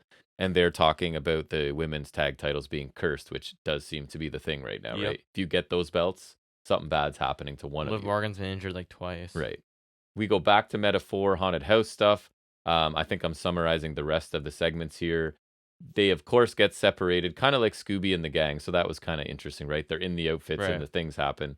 So Miss Jackson passes out after encountering some zombies or something. Oro Mensa is taken out by Tozawa and some other creatures. I caught like that zombie lumberjack match from a couple years ago, wrestling at Backlash, and it was so funny. It's one of those things where like you would never know at the time, but like I was able to point out, I noticed like what was it? I think I texted you. I saw Breaker, Wagner. Oh no, I'm just looking at the text. A bunch of them were zombies. It was I saw Breaker, Wagner, Andre Chase, Gacy, and Jiro for sure. Someone got eaten? Was it Miz that should have been killed? Morrison. Would they both get eaten by zombies? Yeah, that one. Lash Legend gets dragged away by, I think it was like a pumpkin-headed creature. So obviously Dar is the only one left where this is where we're heading. Again, costumes and effects and stuff look great. The story is not that entertaining. And then finally, Dar finds the cup. He's overjoyed, so happy, like hugging and kissing the cup. Then surrounded by spooky people and Tozawa. Dar is scared. Tozawa demands a shot at the cup. This is where it happens. Dar then points out, like, you didn't even win a single match in the Heritage Cup tournament. And I'm like, oh yeah, this makes this even... He lost like all of them. This makes this even worse. He was like if there was a jobber that tournament. Right. But out of fear, he still grants Tozawa the cup. So Dar, for his part, is entertaining just because he's funny, right? But pointing out Tozawa's winless wasn't helpful. However, he did... the best part of this was, I think when it's like he's surrounded by people, he does the rut-row like Scooby. So that he always finds a way to make me laugh. Always. Then we get Braun Breaker. He destroyed Mr. Stone as expected in like a minute probably or something. And then after the match, he went to do what he did to Vaughn by smashing Stone's head between the steps. Smashing, but he did not touch him. No, as he's lifting the steps over his head, Vaughn's music hits. And of course, their music means you stop doing what you're doing, right? Yeah. You know, you could still drop it on his head and then look. You know what I mean? Vaughn would be pissed. It's not like Vaughn's going to teleport there and stop you. But anyways, I digress. Vaughn doesn't have the Force or something. He does, not that we know of. I mean, he's meaner than evil, so is that Sith? That's true. We don't know. And then Vaughn's like a Jedi now. Like, we don't know. Could be. Don't know. So Vaughn comes out, his head is bandaged. Halloween. He choke slams Braun on the steps, goes to do the same thing with the steps that Braun was about to do, but Braun escapes. And all of this was pretty much expected, which doesn't mean it's bad. I'm fine with it. This is the route they should take. Braun is now so good as a heel, I think, that it's going to help Wagner, right? Because they want him to be babyface, so Braun is a really good heel to go against. I think what it is that Noam Dar's dressed as Scooby-Doo, he talks like him. If Vaughn was dressed as a Jedi, he could have stopped him. Like, if that was his costume, that's what it was. Should have done that, yes. Should have. Then one of the highlights of this show for me, I thought an amazing package highlighting Lyra Valkyria's win over Lynch last week and like what it means to people in Ireland and stuff. And I won't go into like all of the details of this, but this is evidence that WWE and NXT do in fact know how to build a new star, right? Clearly they noticed her talent, as did I. They tweaked her character, right? They leaned away from the bird stuff. They gave her some backstory. She's a small-town Irish girl who idolized Becky Lynch and has had brief interactions and blah, blah, blah, blah, blah, and trained, right? Great. So this is how it's done, and I couldn't be happier because I was in on the ground floor of Valkyria. I've liked her. I found her interesting in NXT UK, right? I thought she was cool. I honestly don't even remember her in UK that much. I remember the name, but she was not featured heavily. Nothing notable, right? But she's just different athletically. I feel like she's on a different level. So fantastic segment, establishes her as the face of the women's division, right? She beat Becky Lynch for this. This is how you make a new star. I would right, have... because the whole question was who's going to be Becky, right? Because no one's really... And now, like, this girl is elevated huge. Woman. She's definitely losing to Jade.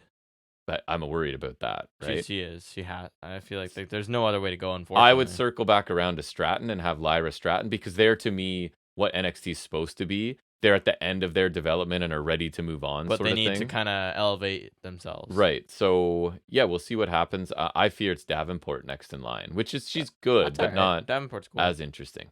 Then we get Scripps and Out the Mud in a little segment Oh, here. I forgot about them. So Scripps is trying way too hard to.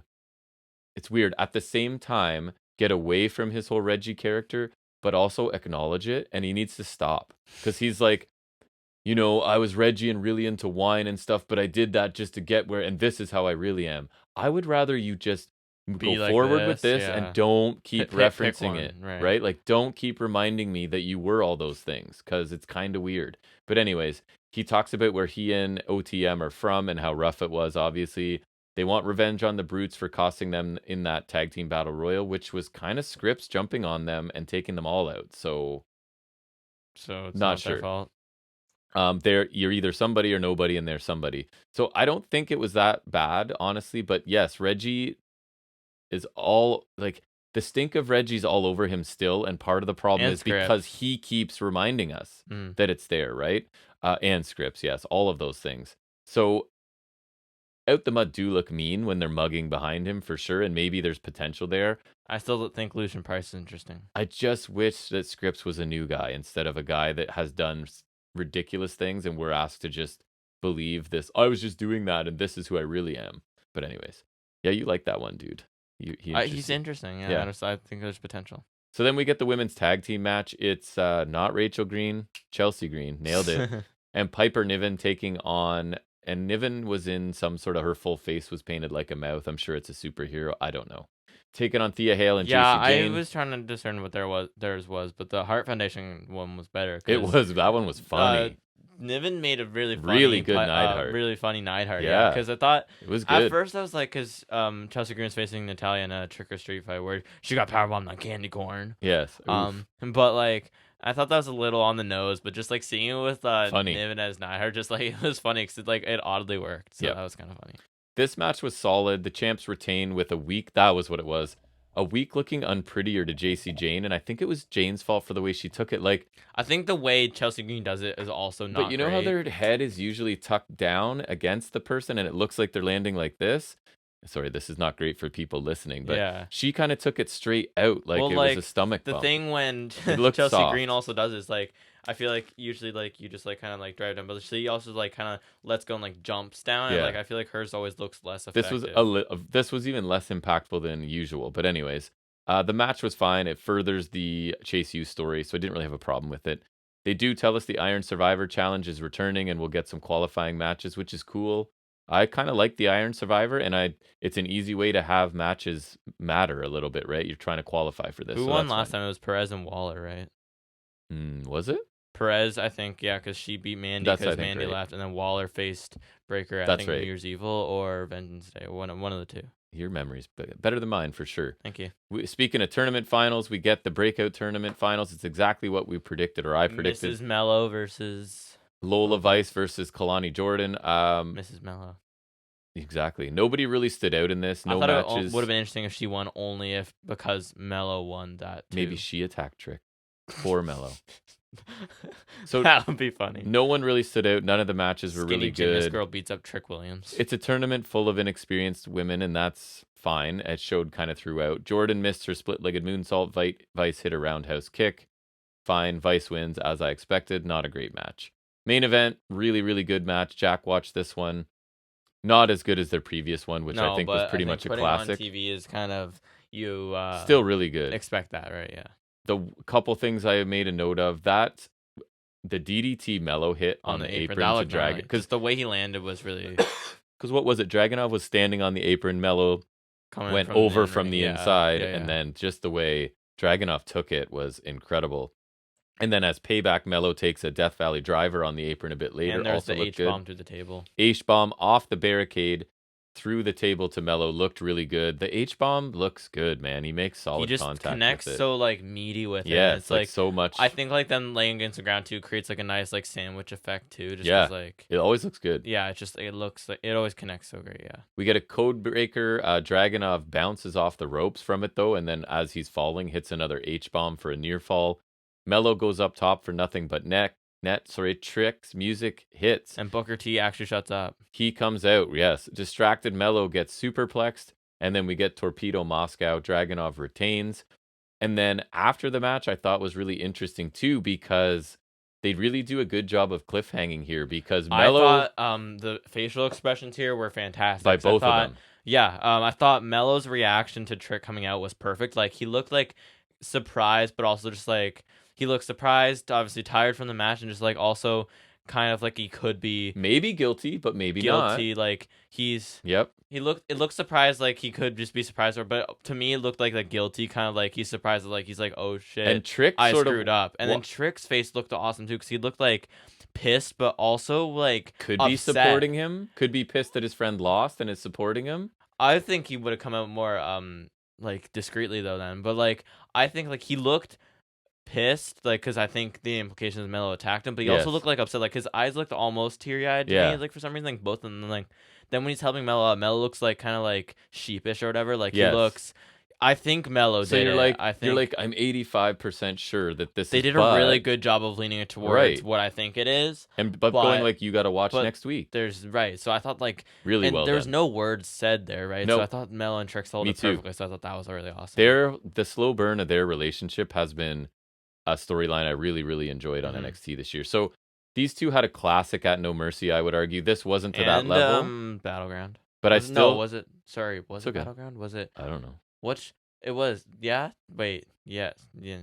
Was it? Sure. Yes.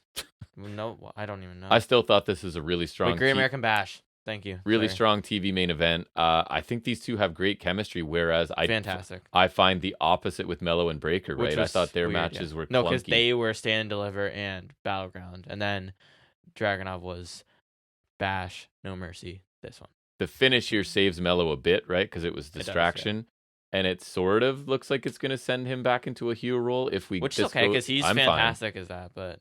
My only fear, selfishly, is that Mello, this is the program where he puts Trick over to make Trick a star, and then Mello's gone, and I don't want Mello gone. Yeah, that's the scare, right? Yep.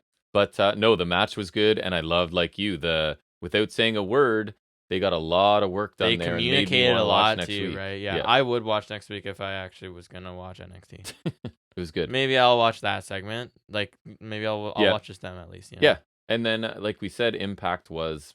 Not really an impact, so I didn't talk about it. And main roster's boring. And you said you do have some updates from the world of wrestling figures and whatnot, so we'll do that now in a segment we call Figuring It Out with Jack. All right, what do you have for us? There was only a bit of things that they revealed, but I thought one interesting ones that I mentioned to you was they're bringing back Bendham's. He's got those kicking. The like again. Stretch Armstrong-y type of things for people who are they got older. They got single packs of current people. So there's Mysterio, Rollins from like 2021, Roman, and then there's Cena. Yep. And there's the Legends ones, which are Austin, current-ish Taker, Hogan, and like Attitude Rock. And then they have, I think, box sets of both of those. So it's like you could get those individually, or you can just get them all together. Like they're the exact same figures. Just there's a Superstars pack and there's Legends pack, and then there's like this Main Event Icons one, which is the same Hogan, Roman, Cena, and Rock from the solo packs or the other ones. And then there's Charlotte and Bruno, which is a weird one. Like Bruno Sammartino. Oh, I was like, who's Bruno? Bruno Sammartino, gotcha. Which is weird. So, I've heard of him. Bendham's exist again, which is weird. Nice. Then there's a bunch of pre-orders. There was... there's Liv and Ronda from our favorite match from Extreme Rules. Ugh. Brock and Lashes from Rumble last year with Lashley in the white tights. Right. And then Michaels and Bulldog, which I think is, I don't know if it's from One Night Only or not. The one where Sean beat him in the UK after he had dedicated the win to his cancer sister. And Sean was like, I need the belt for Heat because it's 97 Shawn Michaels. Yeah. I don't know if it's of selfishness, Shawn Michaels. Yeah. It might not have been because I think he wore red tights now and this one's black tights. But these are the new basics. So I'm excited for the new basics to hit here because I think they're only supposed to hit stores next year. And you're intrigued by the improved articulation? Well, yeah, because then I could actually get basics like these battle packs. Like I'm kind of want if the Michaels and Bulldog has the European title, I might get that because I need a new one. But like, or even there's the battle pack with the basic Logan Paul. If I wanted Logan Paul, I could get that. Or who doesn't? Yeah, I do want to get the LA Knight basics though, like stuff like that, right? So The basics are like actually usable now, so that's always fun. Then there's series top picks 2024, which is like, because they do the top picks, which is just they put people back out in line, because it's like the theory is you keep the top people constantly available for people to just like pick up whenever they want. Makes sense. So this one's The Rock, Taker, and Rollins, which The Rock looks to be Mania 12 with the goatee. Taker looks like 2015 when he had like the short hair, which is weird. So maybe it's that. These are just images. So I don't know if these will be the figures. And then the Rollins is the pink gear from this year's Mania. So maybe it'll be that. That'd be cool. Yeah, that's nice. Even still, I'm always like, if they make a Rollins, they're like, I'll be like, I wish they would make that an elite. But at least now the basics don't suck. So if they make a gear basic that they haven't done, you can buy it. Because like, right. I got that white Rollins, remember, a little while ago, because it was the white Messiah gear, and it was really cool, but it's a crappy basic. Yes. So now it would be like, it would suck less, because they just put Thanos Rollins again, which angers me. But then Elite Top Picks 2024. So if you're going to pick 3 top picks, what would you pick? They're all current in this wave, actually. 2024. So it's like this year, basically. This year, I would do an LA Knight, but you said there's a basic, so probably not. No, he's in main line. Just because he needs one. He's in main line. So top picks, Roman Reigns? No, he's not in this one, which is surprising. Wow. Kevin Owens? No. I think Cody. Yes, Cody's one of them. That makes sense. Think Babyface, who he's had a few big matches this year and last year, mostly for the Intercontinental title. Not Sammy. For the Intercontinental title. Drew? No, close. Sheamus. Yes, which is surprising. And the last one is I'm good at this. part-time, super famous. Brock. No. Oh, Taker. Logan Paul. Oh, Lopo. Yeah. So usually this is the series where they put a couple of re-releases. So with Cody, I could see them re-releasing his Elite 101, or they'll do a repaint. So I think the Logan Paul shows his Mania gear in the blue and yellow, which would be cool. Yeah. Which I would maybe get that. I don't know. The Sheamus, they would probably re-release because his gears are usually the same. Cody, they could repaint, which they did last time. But yeah, in the last way they did the Dusty Rollins, which was cool, which I still need to get. Nice. I'm not loving the Ultimate Rollins. Like, I love the look of it, but like it's got like this displacing hips where like these like the hips will drop down to kick up more. Yeah. But just makes it like looser. And it's more, and I think some people have complained about it too, like in the figure reviews I watch. Yeah. That like it's just like it's more of a hindrance to me. Mm-hmm. I personally don't like it either. Basic 144 is also up for pre-order, which is an awesome lineup, which is the only interesting ones, I guess, both Mysterios. Yeah. Then there's Karrion Kross, Ultimate Warrior, and BFAB. That's an all-star lineup right there. BFAB for champ. I think Warrior's the chase, but I don't even know. Then there's Ultimate Edition 20, which there's Asuka with updated face paint, which is pretty cool. Yep. Roman Reigns with the red boots. Mm-hmm. Because that's the only change he made to his attire this year. Those big ugly things. Remember how he wore the red boots at Mania and looked really weird? Yes. Yeah, we don't like that. No. Then Undertaker, which shows Ministry of Darkness Taker, but I don't know, because this was the wave I think that Mountain Dew Bray was supposed to be in, but obviously they took that out, which sucks. I heard 2K24 could be a tribute to Bray, which would be awesome, because I would love to play as the Fiend again. Yeah. Fiend was awesome, but he was only in the worst game ever. Yeah. So that was I could see them doing that. That would be awesome, yeah. And Wyatt Showcase, that'd be really cool. Just, you'd have to be picky. You probably couldn't do Wyatt family much, because I don't think they'd be able to get Luke Harper in there. Right. Last but not least, there is Elite 107 up for pre-order. There's Otis to go with the Chad Gable for Alpha Academy, so that's cool. I would probably get those. Updated Solo Sikoa with the bigger torso instead of the skinny one. It's War Games Solo and the red shorts to go with the Usos from the 106. Yep. Updated Taker, like, honestly, Taker kind of from NXT. Like, that kind that of shouldn't look. Be a thing. That should not be a descriptor.